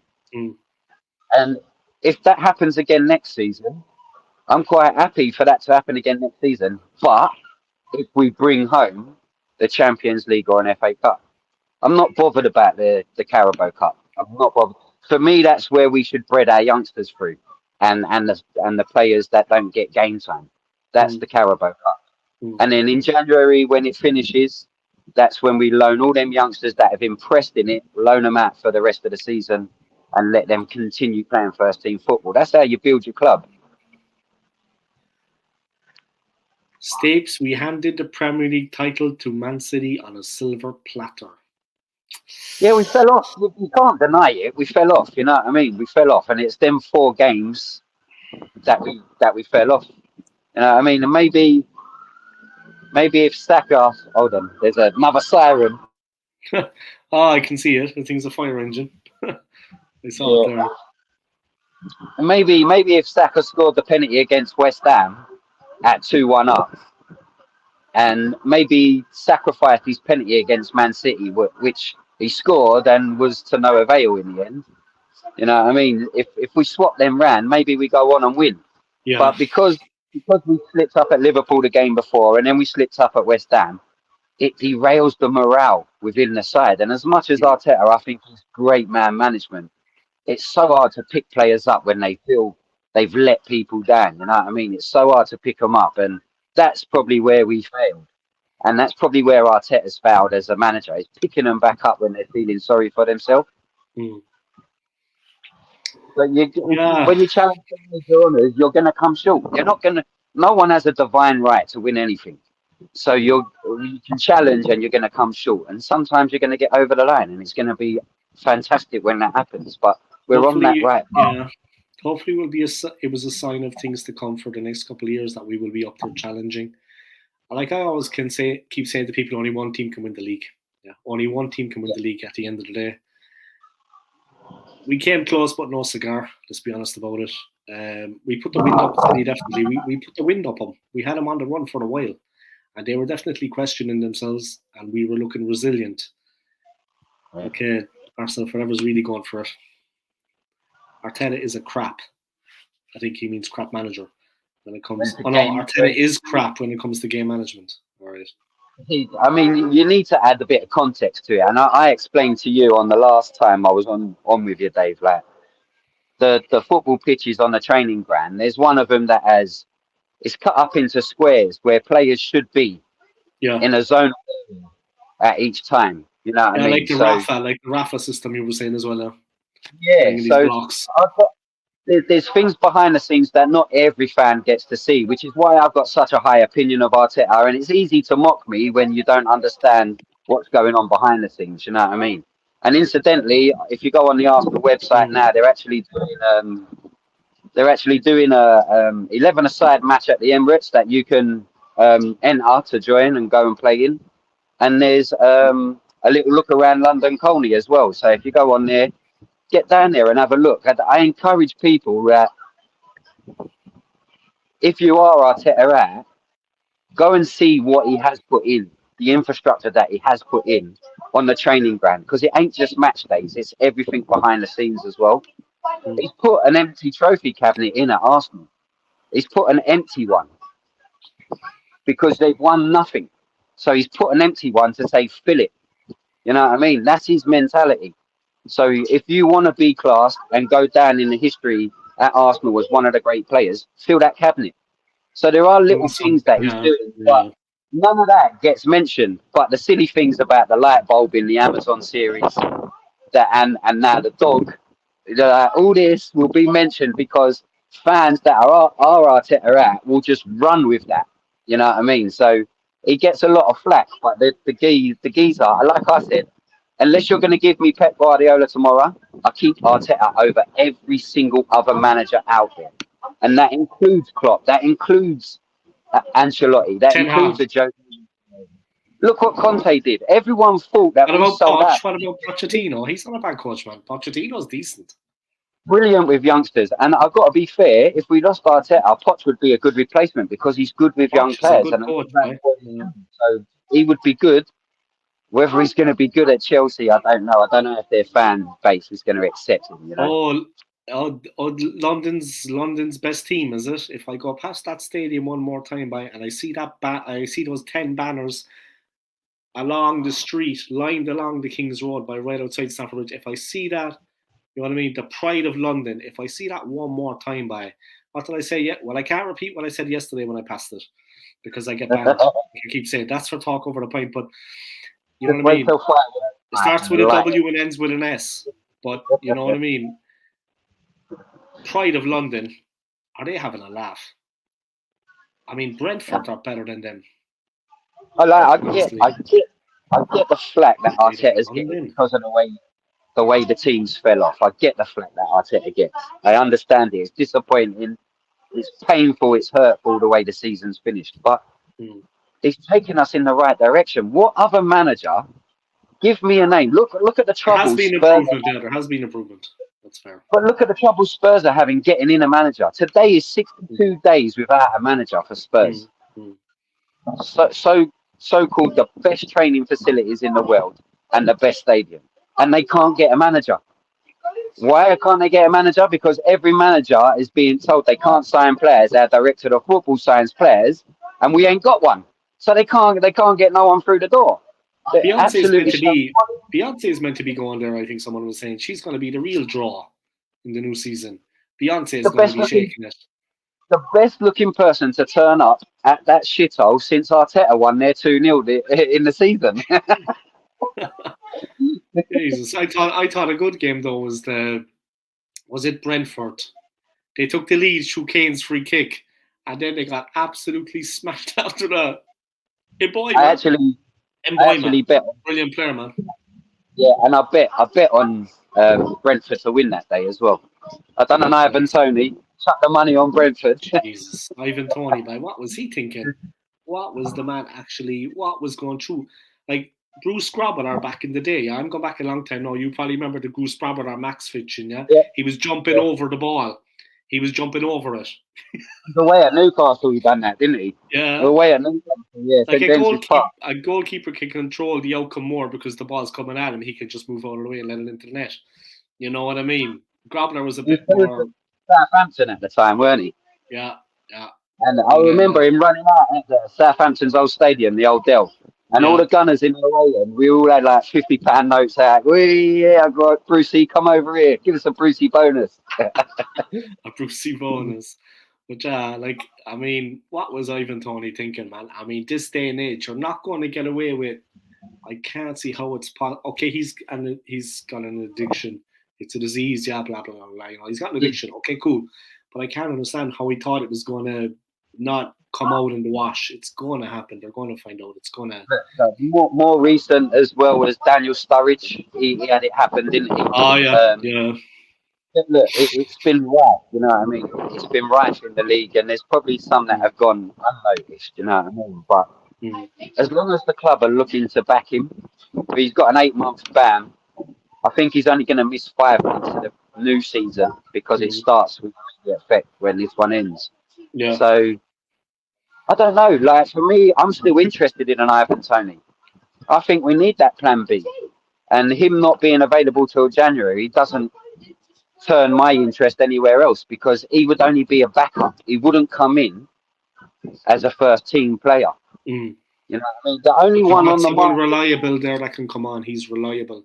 He'll come on and he'll actually do the business. He's a good player. Only one on the market now that would come in and probably take Gabriel Jesus' spot up front for me right now. That is available. Is Harry Kane? Yeah, I would take him. But let's get that deal done, guys. Let's get Kane over to the Emirates. Well, I mean, if I'm Harry Kane's agent and they're going to price him out, because there's no way he's worth 100 mil with a year left on his contract at the age he is. So if Levy wants to price him out of a deal, if I'm Harry Kane, I'm going to go up to Levy. I'm going to say, listen, Daniel, I am going to sign for Arsenal as a free agent unless you give me a move this summer. Don't price me out of it. Put a gun to his head, yeah. Yeah, he's got to go. He's got to go. Because they're saying that they're offering him to Real Madrid and they're offering him abroad. They won't sell him to Man United. It'd be brilliant at Man United. He wants to win some silverware, man. He wants to win something. I mean, all due respects to the English national side and to Spurs, he's not guaranteed will he win anything with England. They have a good team right now. They've been very close the last couple of years. Spurs, I don't think he's ever going to win. I think he wants to actually win something of note to have in his career to look back on and say, you know, and it's now or never, man. I mean, they should let the poor guy go. I mean, he's done everything for Spurs he can. They will never. Oh my God! But then, what you got to do also with that, right? And this is why I always add context to it, Dave. You got to put yourself. Imagine that weren't an Arsenal shirt you're wearing, and it's a Spurs one. But if that is the case, you lose your all-time record goal scorer with the shit heap that's happening around the club at the minute. For me, they're relegation favourites next season. Look what's happened to Leicester. Spurs are going down quicker than the Titanic, and there's no way of stopping it. There's no way, and the only way you do stop it is keep 28 goals a season, Harry Kane in your team. So I understand from the club's point of view, keeping him because they've been that bad, but he's been that good. So you don't want to. You take that out. I think they conceded 66 goals as of date before they play tomorrow or on Sunday, and that puts them in the bottom 5 in the league of conceding goals. If they carry on that trajectory, they're going down. There's no stopping them, and it will be brilliant next season if we just bare minimum get in the top 4 and see Spurs relegated, and we lift silverware as well. If we get an FA Cup or a Champions League, it'll be brilliant. It'll make my day. I'd have a party. That will be when I will start celebrating St Tottenham's Day again, because it's a nothing one for me. I don't celebrate that, you know what I mean? But because every season it's if they go down, I will celebrate. No two ways about it. I'm just going to look at the comments here. We can't win league titles with this mindset. Well, we weren't see, far off it this season, though. We weren't far off it this season, but yeah, we're climbing. I think he's more pointing the finger at me, which is okay. But like I say to him, he needs to understand what Arteta's put in behind the scenes. It's okay having this narrow-minded one look. Everything's black or white. You know what I mean? It's not like that in football. There's a process to it. You know what I mean? And Tottenham are going to find that out now as well, because that fall off this season, they're at least 10 to 15 years away from even winning a Carabao Cup. They're not going to win nothing for another 10 to 15 years. That's how far they are behind. But you need Arteta to put things in place, and he's doing it. And the other thing about his contract, I think it was Arsenal Forever that let us know about his contract here. If you want to entice players to play for Arsenal, and the only reason Declan wants to come to Arsenal, one is he wants to stay in London, and two, he keeps tapping up Saka, and Saka exchanged numbers with Arteta and Declan Rice, and they've spoken. And he only wants to play for Arteta. He only wants to play for Arsenal. So if you've got top level players saying that, then you have to give Arteta that little bit of credit. Top players want to play for Mikel Arteta. So you have to kind of give him a little bit of credit. So another accident on the Old Kent Road or something. Oh man, oh no, that's the poor people there, man. But yeah, like, you're not going to get top players to come and sign and want to play for a manager if his contract's shorter than this. It's got to be in and around the same. So therefore, when they give him his contract, I'm sure it was last year when we missed out on the top 4. They give him a 2-year extension, didn't they? Yeah. So I think he's still got 2 years left. Arteta's contract should be 4 to 5 years minimum, all the time. Like the players, it should be like, because if he does get headhunted by a big club, and our fans are pretty split on him, at least we're going to get top dollar in compensation for him if his contract's You're covering yourself, You're covering the club. You got to go both ways. Yeah, you got to go both ways. You've got to look at it as a business as well, you know what I mean? As a transaction. Arteta is trying to copy and paste what Pep is doing at Man City. Yeah, but there's nothing wrong with that either. I mean, he's coaching the team himself, and it's a successful winning formula. Well, but with his own bunch of players. I mean, he's not copy and pasting. But if he can copy and paste, then it gives us the success that they've had over the last 10 years. I'll have it. I'll bite your hands off for it all the time. Stapes, I respect you for what you're saying. This is Arsenal forever, yeah? It's different opinions from you to me. That's all. My standards are way high. We should not accept mediocrity. A team has to be built with purpose to win, win, win. And do you know what? That's fine. That's fine. And I expect, like I said to you, Dave, I don't discount anyone's opinions. I actually question myself when I hear things like this, comments like this. Am I too Arteta driven? You know what I mean? Am I too involved in him? And I'm seeing all his good, but not his bad. But you have to say, where were your expectations for this club at the start of the season? So going off this comment, it would not have been to win the title, but he's got us close to. So now next season, let's push for winning it. The only way he betters this season next year is by winning it, don't he? Because it's one place above. The only way he improves is by finishing first. So that's what I'm willing to give him. You know what I mean? I'm willing to give him at least another 2 years to do that. But next season, I do want to. You said earlier, let's hope we get out the group stages of the Champions League. I expect to get out the group stages of the Champions League. I expect to, and that's given. I don't know if you heard, but Juventus had the 10-point deduction. Yeah. And where that's relevant to us is it seeds us higher in terms of the group draw. But if Juventus are in it, we get seeded a bit lower. So we could get a group of death, basically. Regardless of that, I expect to get out the group stages. I expect to get out the group stages, whether we're in a group of death or not. I want out of that group stages. I think we should win all our home matches and play in the brand of football we do. We're good enough to get a win away from home. So 3 home wins and 1 away win, we qualify. That's how I've always looked at the group stage. I'd be happy if we get out of the group stage, and like I said, we'll bring a knockout game back to the Emirates. A knockout match would be fun. You know what I mean? Create a bit of hysteria, a bit of the emotion, get everyone behind the team really, and it's just special nights, man. Champions League nights at the Emirates are special nights. I mean, quarterfinals minimum for me. The buzz and that first season back in there, quarterfinals minimum for me. But it doesn't mean to say if he doesn't get out the group stage, and if he doesn't make top 4 next season, so if he doesn't qualify for it and then gets knocked out in the group stages, then you question whether he should be in the job, because that's a massive fall off for me. You know what I mean? It's a massive fall off. But if you got to really aim quarterfinals. Then once you get through that, then you got to aim to win it. There's none of this good runner up or semi-finals. Once you get past the quarterfinals, you got to go to win it all out. And with the league, I've always said it, with the league, if you're within 6-7 points with 10 games to play, you're in a title challenge, because there's 30 points up for grabs in the last 10 games. So if you're no more than 7 points behind, you can win it. So that's always been how I've looked at it from when Wenger started winning titles. That's how I've always looked at it. You need to have some kind of that has to be in place so that I have an idea. Let me see.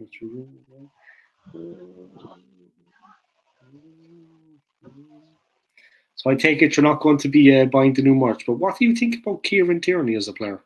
I mean, as opposed to Zinchenko. I mean, if you could, people say that if Tierney had been playing more towards the end of the season or in certain games, if he had swapped them out Zinchenko, like the Liverpool game, I think they were talking about, he would be a bit more solid. I don't know. What do you think? They're different players. I know that they're different players. Yeah, but I said this a couple of years ago when we had him. KT's probably the best left back we've had at this club since Nigel Winterburn. So that's a big statement. You know what I mean? We struggled in that area. To be honest, we struggled. I know. We had Silvinho and Ashley Cole, but Ashley Cole, I'm one of them supporters that Ashley Cole did us dirty. So I discount his time at Arsenal. I'm so glad Wenger refused to let him wear the Arsenal shirt at the Emirates. I'm so glad Wenger did that to him. You don't join Chelsea if you're an Arsenal boy, you know what I mean? You just don't do that. Not back then as well. It was rife. And Thierry Henry tried to convince the guy. David Dean went back to him, said, look, I admit the mistake. This is what we're willing. And he didn't want to hear none of it. Yes, I get he was a young lad, but he burnt bridges then. And for me, they can't be built, especially with me.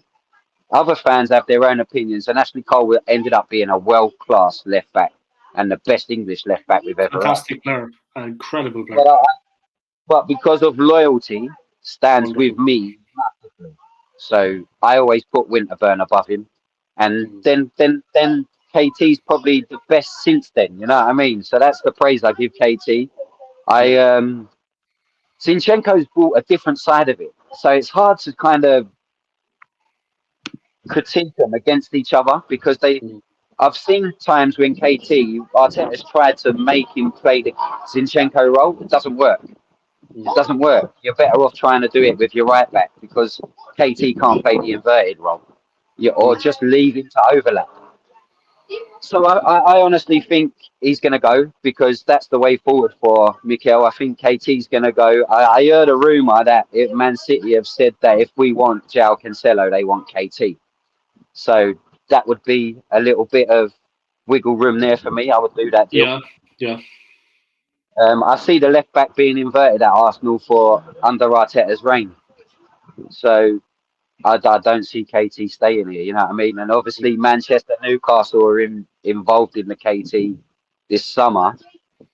It's two hours from Scotland at worst. Two hours. Yeah, it's a 4-hour drive from here to Manchester. So yeah, you're talking 2 hours from Manchester to Scotland. Yeah, so yeah, I see that being because I'm not going to sit here and slag KT off because he's done nothing wrong. I actually think he's a good player. I think he's probably one of the better centre backs we have as well. When he plays part of 3 centre backs as well, like in the FA Cup final that Arteta won, he played left-sided centre back, didn't he? And Maitland-Niles played left wing back. Yeah. And Saka sat on the bench. So he's got attributes that are defence minded, which I really like. You know what I mean? But I just think for him to go on and get the best out of his career, it's not going to be under Arteta. It's just Arteta's personal choices to go for like the Zinchenko, the inverted, like it's the way forward. That's the way he sees. Yeah, it's no reflection really on Tierney. The final straw was Forest away, weren't it? When you're going to play Xhaka as a left back instead of KT, it's a big decision. Like it's a big saying you're not part of my plans. You're not even the B team. Yeah. And he hasn't really featured. I mean, it's been a roller coaster season for us, but he hasn't really featured that much. I mean, he doesn't set the world on fire, but he is solid. He is dependable. He is reliable. He links well up. He links good up the left-hand side with Martinelli. I mean, we were strong on the left side when they played together. They don't get the ball past him easily, and he's like he blocks the ball out. If Martinelli loses it, they try to hit us quickly on the same side. He's there just to put a foot in, just to put the ball out. Sometimes that's all you need. If we had put the ball out a couple of more times at Anfield in the last 10 minutes, I think we would have held on. But look, it is what it is. It is what it is. I mean, Zinchenko can improve. It was his first season. He will improve. He's not a complete waste of a player. He made a couple of mistakes, but he will learn from that. I mean, he's not stupid. Obviously, after the game, he went in and sat down on the bench and was like, could have done better. You know what I mean? That's a fair going to reflect on him, man. 60, 65 minutes. If you wind the season back to 60, 65 minutes on the clock away at Anfield, being 2-1 up, KT comes on at that stage. For me, Liverpool don't get an equaliser. If KT comes on for Zinchenko at that stage in that game, I don't think Liverpool get the equaliser. But it's one of them. Hindsight's a wonderful thing, isn't it? Yeah. At the moment that it was being played, it was difficult, of course, to first see what would happen. But I mean, the pressure was always going to come on, but you wouldn't expect Zinchenko. I always thought he was dependable, and he is dependable. But I always thought he's solid, safe as houses, and I liked him in the team. I'm not going to lie. I like when he plays in the team because he is adventurous going forward. He is an exciting player, and he is brilliant at flying through. He just flies through, beats challenges. He's laying the ball off with real zip. He zips it. You know what I mean? There's no such thing as half pace. You know what I mean? A fantastic player. I like him. I like Zinchenko. I like him. I think what Arteta is trying to do is very much what Pep's done. If you look at the way, so it's okay to say that we crumbled and we fell off or we bottled it. Whatever name you want to give it, you give it. That's fine. It's opinions. I don't care. Right? But if you look at Man City's form on the other side of that, on the flip side, it's been absolutely phenomenal. And when I watched Real Madrid, when they played Real Madrid away from home in the 1-1 draw, if you actually watched how them players were playing, and it wasn't fast-paced, it was very slow, technical, and position. Pep has educated them players with his own mindset. So this is where you should be. This is what you should be doing at. And they're all Pep Guardiolas. 1 to 11, they're Pep Guardiolas on that pitch. That's what I felt watching that game. And it weren't even just that. It was the way they took apart Bayern at the Etihad. Like, they're all, once you get 11 Pep Guardiolas, the thinking manner, you're in trouble. And if they keep Gundogan, if they manage to keep Gundogan and Bernardo Silva this summer, it's going to be the same turnout again next year. Like, well, none of us will be able to keep up with that mentality that they've all adopted from Pep. And it's down to us. It's more than us catch up. It's down to Man City to fall off. It's down to, because Rodri's a phenomenal player for them. I think, for me, like, I know Haaland, I know everyone. I've enjoyed all the Arsenal players this season, yeah, every single one of them, and I've enjoyed seeing Haaland as well. The way he's just ripped it up this season, it's been phenomenal. But for me, my player of the season, without a shadow of a doubt, is Rodri. And we've all have our own different ones, but the way Rodri plays that midfield role is second to none. It's incredible, yeah. He's a monster, man. He's a monster. I mean, beast. He just connects everything. He joins the dots. And he covers so much ground. He's rangy. He's strong. You can't actually shackle him. Like, when he goes through the midfield, and not just because he's big and strong, he has poise. He's an elegant player. It's hard to shackle him. And when he breaks forward, he'll shoot on sight. You know what I mean? He's just very hard to stop. He's a big guy, a big lad. I mean, he gallops forward. You can't actually stop him, man. He's like an emperor, like they call, was it Beckenbauer? He comes forward with real pomp. He either releases the ball for the man running, or he looks at a chance and goes through himself. He's a very big guy. I mean, it's actually hard to physically hold him up. He's a real handful, man. What sets him apart from the rest for me? What sets him apart from all the rest for me is that when it's backs to the walls time, when it's on top and you can't put 2 or 3 passes together, Rodri gets that ball and he will go past someone. He'll hold it, drop it off, and then he will demand more from his own players by just doing those sort of movements. Hold the ball, keep it, do what you know is best, and he demands that.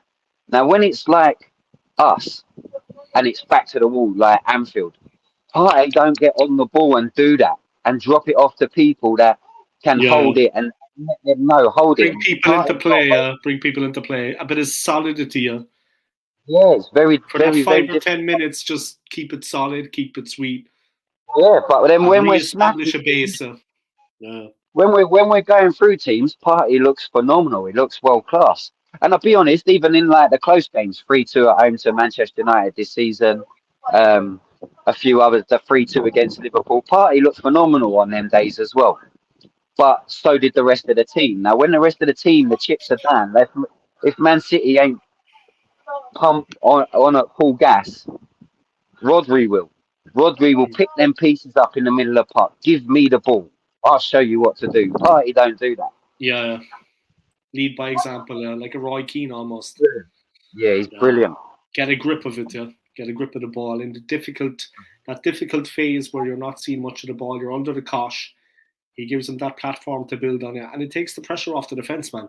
Because when the ball is coming at you continuously, like it was at Anfield at a certain part of the game, in the second half, the ball was kind of putting the back four were under pressure for a long time. And like you said, if Partey had got a hold of it, it would have just relieved the pressure. I mean, when we had Vieira and Patino, I don't want to talk about 2 of the greatest players that ever lived. World Cup winners too, let's not forget that with France. When Vieira and Petit would get a hold of it, now I remember them playing, I'm not just looking at the highlights, I remember them playing. When Vieira and Petit would get a hold of it, one guy would go forward and one guy would stick, and they would interchange. One guy would go forward and one guy would stick, but the holding player was there and one of them would move into an advanced position. Normally it was Petit stayed and Vieira went forward because Vieira was a little bit better at going forward like that. But Petit scored his fair share of goals too. He was quite a good player, but it's just like, you need that cover. You need that player to protect. And like when we got it, when we had Vieira and Petit, of course, then I have to say too, we had the players that could actually use the ball. We had the Bergkamps, we had the Robert Perez's, we had the Freddie Lundbergs, we had the Ray Parlers. You know, we had Nicholas Anelka, we had the guys that could actually do something with it when they got it. It wasn't just that we had the midfield. When they got a hold of it, they had the players running off them. Completely different setup, of course. Completely different level I'm talking about here. Yeah, but again, but you need that. Again, you need that, yeah. When you don't have the ball, it's a little bit nasty. We had that. Again, when Wenger knew the French, well, he knew the French market, but he could identify talent, and that's why we stumbled across. Probably stumbled across ain't the right sort of words because it don't give Wenger enough credit. Stumbled, yeah. Luckily, drunkenly. Well, we got them players in. They weren't renowned players. No one knew of them. Freddie Lundberg had a tremendous game against England. Was on the verge of signing for Coventry City, and Wenger was like, "No, you come into Arsenal." So like there was them sort of little lucky little glimpses we've got of players. You know what I mean? And then we enjoyed tremendous years under Wenger with Freddie Lundberg, and then Perez joined us as well. Doesn't do anything defensively. We also, but was brilliant going forward. Oh, phenomenal player! But we also got these makeshift players just to do like a bit part player, just to fill in a role for the team when we needed them as cover. I think was it in Dixon's position. They got Gilles Gramondi, they got Remy Gard, they got a lot of players from France that were literally just bit part players. Like I think it was when Dixon was injured, we had Gilles Gramondi, but I think he could play left and he could play right. Yeah, Gramondi was more sort of DM centre back, weren't he? But we had that Oleg Luzny, the Ukrainian guy, nicknamed the Horse. We'd give him the Horse because he used to gallop up and down it, right? He had big legs, but he wasn't so. He was all right. And he's actually a manager as well somewhere out there. I think Zinchenko. That's Zinchenko's father, I'm sure. He's not built. He's not built like the same. Luzhny was like you said, the horse. Yeah, but we've had some bad ones. You know what I mean? We've had some Stepanovs, Segan. You know, really bad ones. Very bad as well. Francis Jeffers was a pretty bad player, man. Oh my God! At Arsenal, Franny Jeffers, wingnut. Wingnut was a wingnut they call him because he would fly off the handle. But the ball wasn't flying into the net. The ball flying into the net is what we wanted, not his bad temper. He was one of the boys. Who cares about that? You're a football player. You're not a street hooligan. You wanted him to score goals. Another one was the goalkeeper. Remember the goalkeeper we signed from Ipswich, Richard Wright? Mother of God. Wasn't that the guy that was like looking up at the ball and almost hit him on the head and into the net? All the time. He was so small, they just put it over him. Like, oh my God. We had a few. Richard Wright. I remember him. Poor old Richard. You feel sorry for him though, man. Honestly, Manninger was a good goalkeeper back in the day. Remember Alex Manninger, the Austrian? Yeah, Manninger was fantastic. Brilliant. Brilliant. We had Stuart Taylor come through the youth system as well. He was very skinny, but he was so tall. He was like his head used to hit the crossbar, like in the warm-ups. He was a giraffe. I remember now. Like skinny, nothing of him. You know what I mean? Yeah. Like Crouch. Yeah. Peter Crouch in goal is what we had. You know what I mean? Yeah. Crouchy. Pull through for a rifle. That's what I call him. He was like a pull through for a rifle. You ever heard that saying, huh? That's an Irish thing, I think. When someone is tall and thin and lanky, we say they're like a pull through for a rifle. Okay. You know, the pull through. The Irish should be talking about guns. You know what I mean? Because we love a bit of that. Yeah, I shot a few. I shot a few in the army. I know. You're in the army, yeah? You had a couple of. Nice. Yeah, I had a little spell. Yeah. Yeah, nice. Fun, yeah. Not my choice, by the way, neither. You were drafted, You were drafted. No, not even that. My dad, being brought up in Peckham on the Gloucester, you can be going into your teenage years very lippy, being brought up in Peckham, think you know more than your old man. And my dad was like, well, if you're not going to get a job and you're not going to live under this roof with these morals that you've got, you're going army, son. And I had no choice. Yeah. But back then it was to see the world. It wasn't no wars. All back when I went when I was 18, it was more to see the world. Yeah. And I heard you talking German earlier. A lot of it I forgot, but I heard you talking German earlier. A lot of it I forgot. Wagen, Guten Tag is probably the most I've got of it.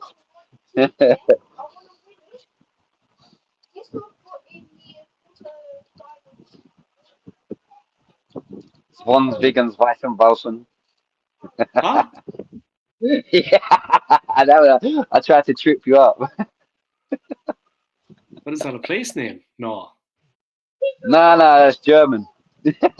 What did you say? Say it again. No, it's why it's not German, but it sounds German. So I always Okay. say that to Alfie. I always tease Alfie with that, innit, my little Mess boy. people around, Yeah. yeah, messing, joking around. Man, he's learning German, though. He might be moving to Germany, maybe, to get a job. He's in I heard India on now, the. yeah. He's in India, yeah, I but he heard, might move to Germany. wow. But he's a British citizen. He was talking for a while of coming back to London, so I don't know. We'll have to see. But yeah, he's doing a German course now, you know. Respects him. It's not an easy language, man. Not an easy language to learn. Tell him Respects it's to too him. expensive. No language is easy unless you know it. Let's be fair. No language is Yeah, easy. I found German easy enough, but I think English to German, manageable. Spanish and obviously Japanese, I mean, you can. But English to German, I found manageable. It was okay. But you have to be living in the country. Yeah. You know, you To have to pick it be up. seeing it in the newspaper. You have to see it in the phone shop when you go looking for your phone contract. When you're going to buy a pair of jeans, you know what I mean? All of these things help, man. Like, I know that sounds basic now, but the street signs, when you talk to someone on the Yeah. road and they need assistance to someone because they're asking you for help or something, you know, and you tell them in German to fuck off. You know what I mean? Things like that. The German language is very hard, man. It's very hard.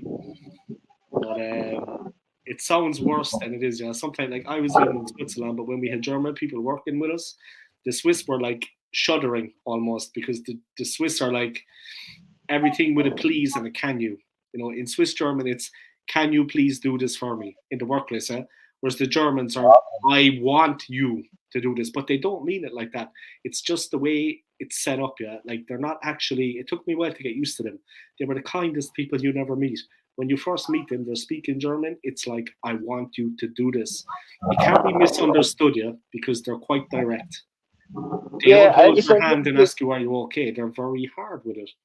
So it can Yeah, be it's a little bit misunderstood, but like they don't mean it like that. They don't mean it like that. But it's hard. Arabic. Arabic can sound very abrupt as well because it's he. Like when you know their phrases, it's more he and she. There's nothing like we. It's more he and she. Yeah, yeah. Men and women have segmented things that they do in it. So it's. But I've actually been learning a bit of Arabic over the last couple of months, but not Yeah. by actually sitting down to learn it. With the job I do now, my PA is she's from Saudi Arabia. So Okay. I've been learning bits. So Nice. It's nice to and learn something I new. tried the fasting in Ramadan as well, but I lasted one day. I'm a greedy fuck, you know what I mean? So I can't. Yeah, But I thought I'd participate, and I lasted one day, and then I went straight down to McDonald's once I finished the morning run. that's okay though, man. That's okay. I mean, it's tough to do. It's tough to even for them. It's. I think they can have tea or they can drink water, but they can't have maybe water with lemon and stuff like that. A few of the guys who work with me were doing the same thing, but Yeah, yeah, no, it's there's set times, but there is actually an app you can download. Tells you the set times of all of that. Even because it's 30 days, it's 3 different prayers, 10 days of such a prayer, then the second 10 days is another prayer, and then the last 10 days is like a bonus. But yeah, like I learned loads in it. I found it interesting. some jobs though, it's good if they don't do them, like security guard, industrial security. I have a funny story. Yeah, so a friend of mine is like a manager on an industrial security site. An Yeah. industrial site, yeah. So the security guard, he was Muslim, so of course he had pray times during the day. Yeah. So unfortunately, the place got ransacked. Yeah, the place was almost cleaned out by some Irish gypsies. Anyway, look, I'm not going to mention who did it. Yeah, that's actually racist. Some Irish lads cleaned the place out. Tough boys, yeah, they could handle themselves. So the manager turned up afterwards because they got the call. Yeah, something had happened. the security guard was nowhere to be found.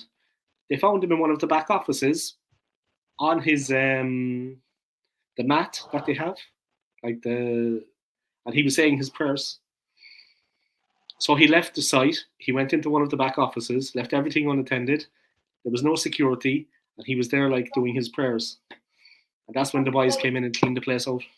So maybe industrial security is not a good job, when you have to go off and. Yeah, but at the same time, at the same time, they're not allowed to. They have to pray. Yeah. If you're going to follow the Muslim religion, you have to pray. They have to, yeah, and for a certain length of time as well. So the company should have to have someone like a second in charge or an assistant with him so that he can be allowed to pray. They should have been aware of it. Yeah, when I was out at the Wandsworth Shopping Centre, I was there last year at some point. So I don't live far from there. So I went out to Wandsworth Shopping Centre. And then in the middle of the aisle, there's a load of seats for you to sit down and relax. There was a girl, actually, she started praying there and then on the spot. Because like you said, they have to. Obviously, people were aware of what was going on. Yeah, they just, people are understanding. It's London. Yeah, it's completely mixed culturally. But let me put up some of these comments here. I'm not going to kind of have this turn into a witch hunt on you and your views and this guy and his views, because I don't like that. I didn't bring you. I didn't bring you on the channel for that, Stapes. You know what I mean? He's been nice, nice, but I didn't bring it on one argument against another the whole time because I want this to be but like I say, them comments that he says, it's nice to share opinions because then it will open my mind to say, you know what, maybe I am overrating Arteta. Maybe I do need to look at him in other areas. You know what I mean? So it's all. And your view last time as well, we did do well this season. It was improvement. I have been saying that to people too. It's true. There has been improvement this season. But let's see what he has to say. Yeah, Tierney playing for Celtic and Arteta played for Rangers. Maybe that's why he doesn't like it. Oh, maybe, I didn't think about that. Yeah, they played on the divide, the great divide, like Arsenal and Spurs. Yeah. The green and the blue. Why experiment? Obviously, me being from the Republic, it's Celtic all the way. You know what I mean? Why experiment away from home against a side fighting for their lives? Like Forest was an utter mess. You know what? I agree with that though, Dave. When I see that lineup, I'm like, what are you doing? You know what I mean? And you know what? Yeah, I heard these comments before the game saying we're still in the title. And we all knew it was all but over. But then if you're still in the title, you don't put a side out like that. Yeah, so I totally agree with that, you know what I mean? And when he is there to be criticised, when he does things that are critical, I will criticise him. I'm not one of them that just blows smoke up his ass. I will criticise him, you know what I mean? Mm-hmm. Yeah, next comment, let me just see.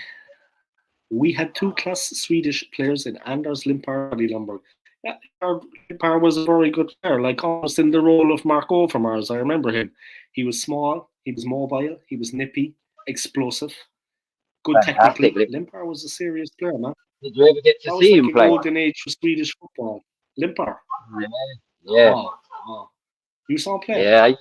Yeah. I used to bunk down buy tickets from the porter cabin at Arsenal. I always used to get down there and see him, man, all the time. You're lucky. Yeah? He was some player, though. I remember seeing him. Yeah, I only have to go back on the highlights now. Yeah, but I've seen. He was a good player, man. That was late 80s, early 90s, right? 1991. So that time. Bob Wilson, John Lukic, David Seaman, Jens Lehmann. Yeah, I didn't. Lukic was. I didn't see Lukic or Wilson play for Arsenal, but I did see Seaman and all the rest after. There's some that I don't even want to mention, like Almunia and Fabianski. Almunia. Fabianski. Fabianski's gotten good though since he went to. He got good when he left. He's at Fulham, isn't he? He's at Fulham now. No, he's at West Ham, isn't he? West Ham. I knew he was one of the London clubs. Who's at Fulham? No, he was at Swansea for a long time, weren't he? And then he went to West Ham. Was he the guy that was smoking in the toilets when he got sent off?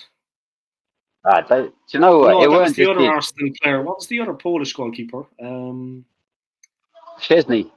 Yeah, Szczesny was smoking in the toilets when he got sent off. In the showers. When he got sent off. That was his last game. God bless his soul, Gianluca Vialli. He's passed now, but he used to smoke 20 fags a day, even when he was at Chelsea. He used to smoke 20 fags every day.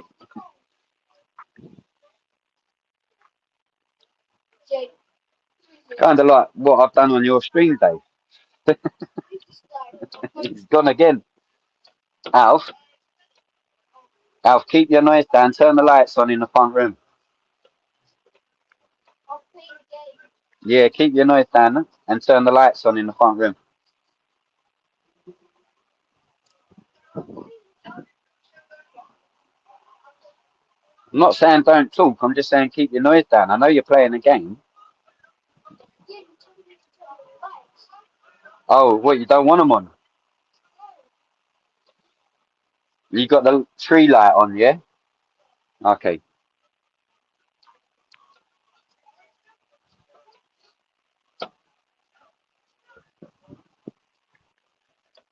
I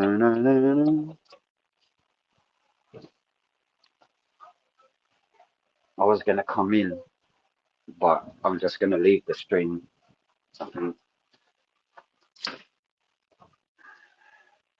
Where's Dave? You're not back, Dave. No, I'm talking to Dave.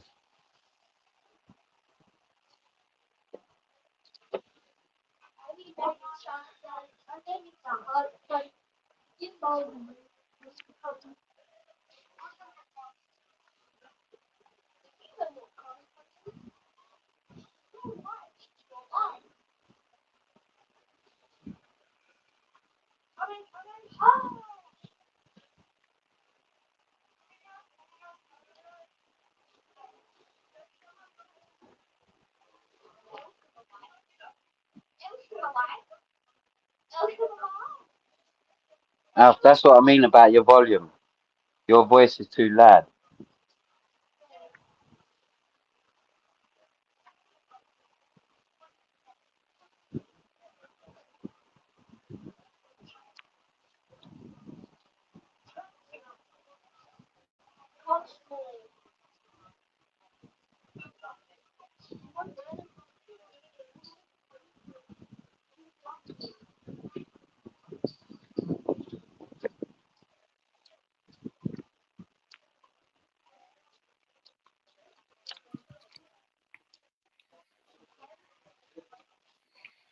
Where did you go? Pecking by night. Pecking by night. I had to go to the toilet, but the connection went, and I said, you know what, I'll nip out to the toilets. A question here from Arsenal Forever, directed towards you. Here we go. What we got? Question to Staves. If West Ham win the Europa Conference League, would you say they have had a better season than us? Because I do like Man United. I do like Man United because they have a trophy. Yeah, like, you have to win trophies at the end of it. At the end of the day, so yeah, I look for West Ham. It is a better season, and it's a European trophy, regardless whether it be in the third tier. But I'm not one of them that like it's okay to run a comparison. It's okay, like I don't mind, but I think we can all be in the same room together. You know what I mean? We can all live in that same room together. I don't believe that like silverware is what you want at the end of the day, and we haven't got none. So we failed in that aspect of getting silverware. And West Ham, I'm not so sure they'll get it, and I want them to. I'm going to be supporting them that night. I want them to get over the line. I want Declan Rice to be I think it's the first captain since Bobby Moore or Billy Bonds to lift the European trophy in West Ham colours. So that would be absolutely fantastic that he's now going to wear an Arsenal shirt next season. So that would be brilliant the way he's led that side. But I don't know. I think in all fairness, flip it. If Arsenal won the Europa Conference League and West Ham finished second, would that be a better season for West Ham? So you flip it. I always think you can all live in the same room together. I think we've all had good seasons. And even if West Ham fail and they don't win the final, I still think they've had a brilliant season. in terms of that cup run. But your bread and butter in the league, it's been an absolute fall off from West Ham. They've been calling for their manager's head every week. So you have to add a bit of context to it. I just think we can all live in that same room together. Yeah. Arsenal forever. Steve, thank you for your honesty. These deluded Arsenal fans disagree. It's one of them. You're going to get some that are a bit over the top. It's easy to push a few keys on the keyboard, isn't it? And be a little bit, whether it's banter or whether you mean it, you know what I mean? But so like I said, if Arteta don't get in the top 4 next season, then his job's on the line. And you're going to say that about 7 clubs. So, and I think the lucky thing for the 7 clubs is that 5 teams qualify next year. So it's going to be the top 5.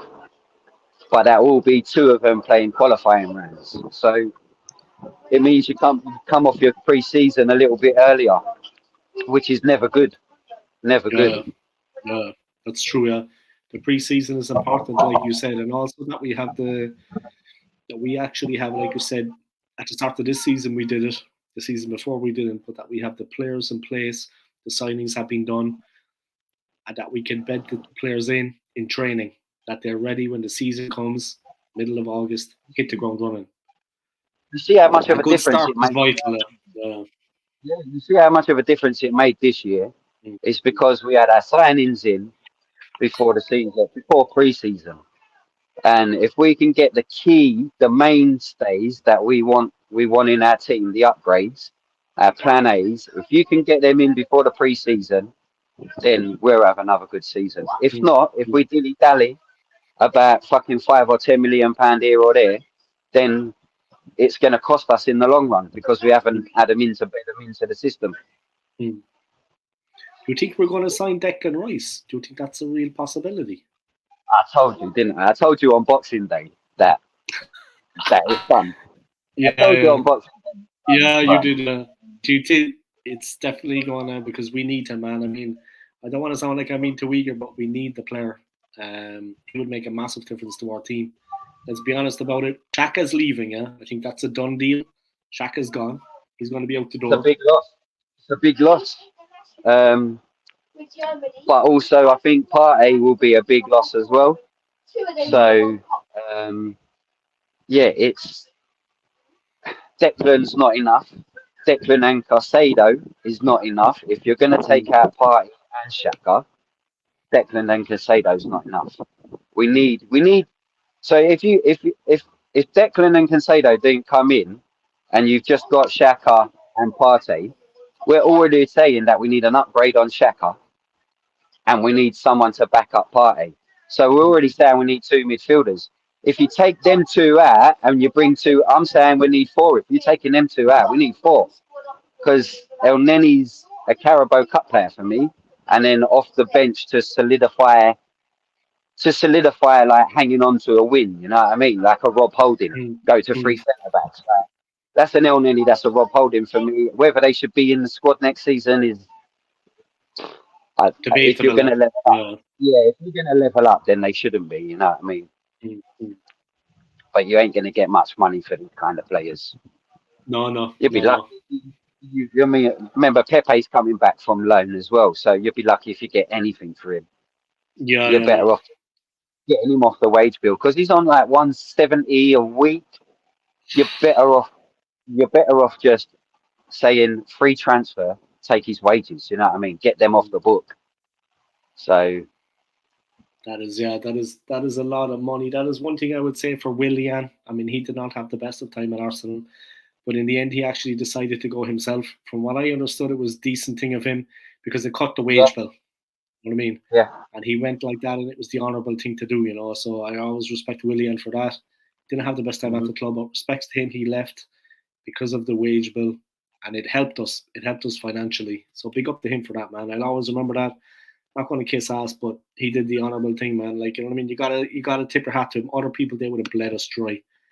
Question from Arsenal Forever. A question to both of you. Do you think the real reason Arsenal were challenging Man City was the title was because the rest really had a poor season? No. I don't think that. I think Arsenal were good.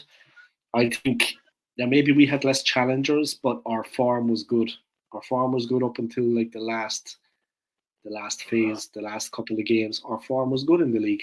We won a load of games. We took a load of points, also away from home, not just at the Emirates. We were good on the road, good on our travels. A little bit unlucky at Old Trafford. I remember when they beat us. For example, we could have taken something out of that game. You know, we kind of panicked a little bit. Yeah. No, I think we were good. We were good for a lot of the season. We were good. Of course, other teams maybe weren't at their best, but we didn't rise to fifth. We didn't rise to fourth. We went to number one for a lot of the season. We were top. We weren't third or fourth. We were first. And to be first in any league, in any season, you have to have something going for you. You know what I mean? You don't fluke it to first. Maybe third or fourth, but you don't get any luck when you become first and you're leading the league for so long. That has a lot to do with there has to be some element of form, good play, and you have to win a lot of games.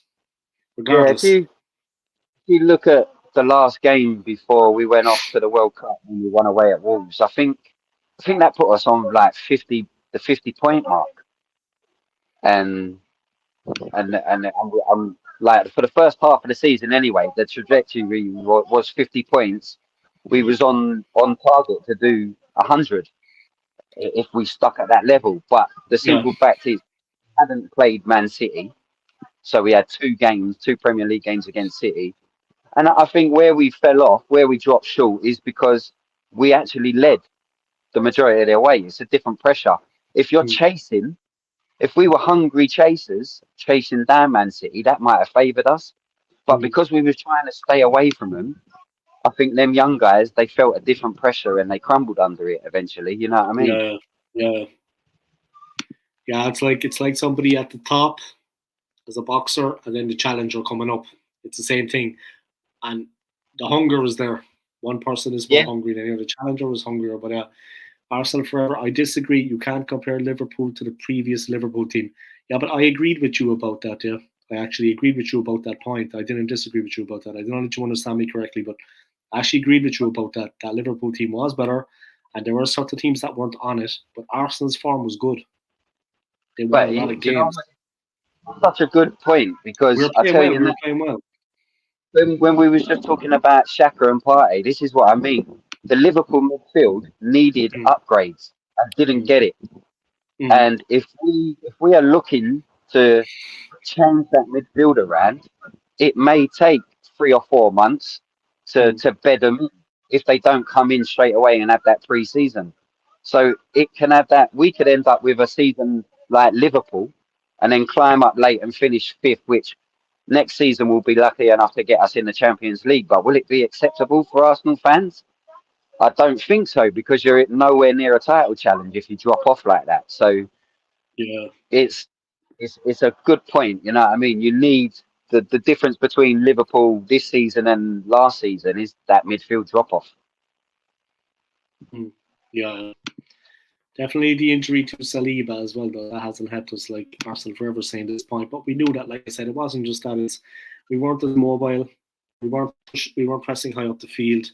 We did security at the back, that the forward players could actually go forward with the knowledge that Saliba was back there and the defence was locked down. It changed everything. But like I said, it was bound to happen. I mean, when we don't have adequate cover, it was a fatal blow. That's true also. I mean, and it drained the confidence a little bit. Maybe it affected Ramsdale a little bit. It affected him a little bit. Maybe he didn't feel so secure, but it affected everything in the team. I mean, we're not going to fall back on excuses, but without Saliba, he's a fantastic player. Remember what we were saying earlier when I first come on about the drop off of the high line to a bit of a lower line. Then go forward. Saka didn't get the overlap. That also affects Ramsdale's kickouts as well, and the options that he normally has, and the patterns of play on the build-up out. So, hence why we conceded that awful goal against Southampton. You know, like that pass out from Ramsdale. Shocking, but it's because of the pattern of play had changed, all because of one defender. And a high line it affects everything. It has a domino effect on your whole system. But I mean, that's hats off to say how well Saliba's done in his first year. was Everyone fantastic, man. scrutinise. Everyone will scrutinise foreign players in their first year here, and like we are with Fabio Vieira. Let's keep it at home.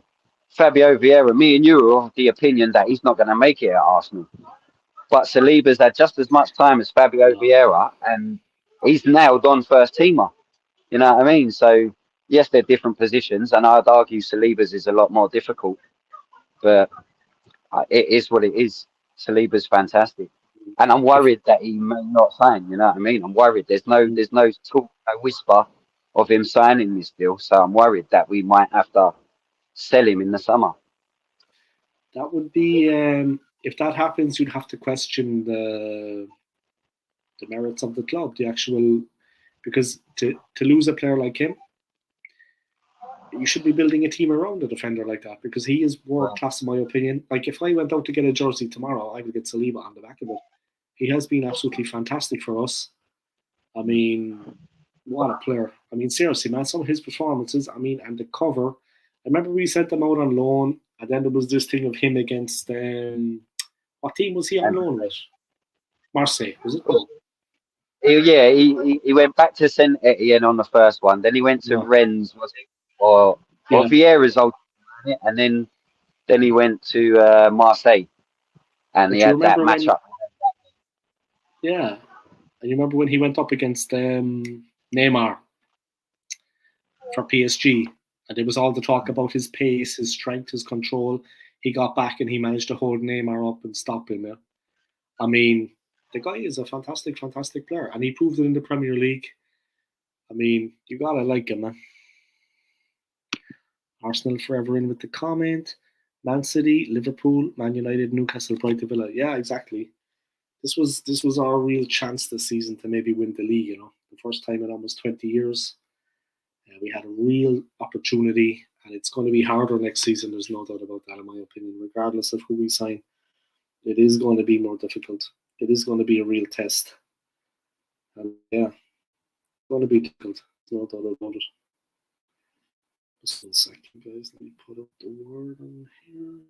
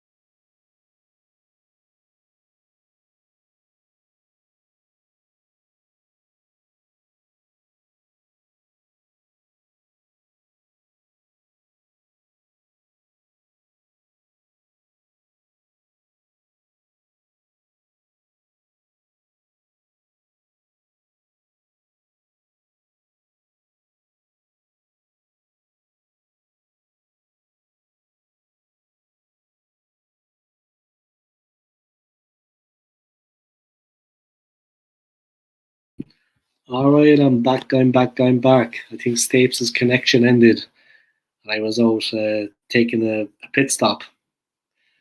I was out at the little boy's room. Anyway, Arsenal Forever with the comment. Thank you anyway for contributing to this live stream, Arsenal Forever. I appreciate it. 7 years it took Arsenal challenging for a title. Who says it won't be another 7? It could be. We should have pushed on the season after Leicester City won the league. I think they won in 2016 now. So 2017 now. Arsenal Forever, Dave and Stape have bottled the show. Yeah, it's like Arsenal are bottling it. It goes hand in hand at the moment. Everyone is just bottling it. But yeah, that's the way it is.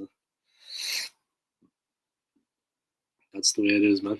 Big up anyway, and thank you for joining the stream. I appreciate it. Expected people to be acting this. This is the Tapes is the third person I had on the show. I had Luca AFC first, then I had Mani, and then I had Stapes. I expected another couple of people coming on. I was getting in contact with them, but they've had things come up. Some of them were obviously busy. Others have had things going on at home, so I understand that. But I was expecting another few people to come up and tune in, but it is what it is. Let's see what happens. Arsenal ever want to play my old school gunner playlist? I would appreciate it. Boost my watch hours. I would appreciate that too. I am monetized too, so if anybody wants to donate $1, I would appreciate it. Anybody watching, if you want to donate $1 or two to my channel, I'd appreciate it. The donate button is just below the message bar here on your screens. So yeah, if you want to donate a little bit of money for this, this entertainment, we call it, then please do. I'd appreciate it. $1 will do you. That's all it has to be. It doesn't have to be more than that.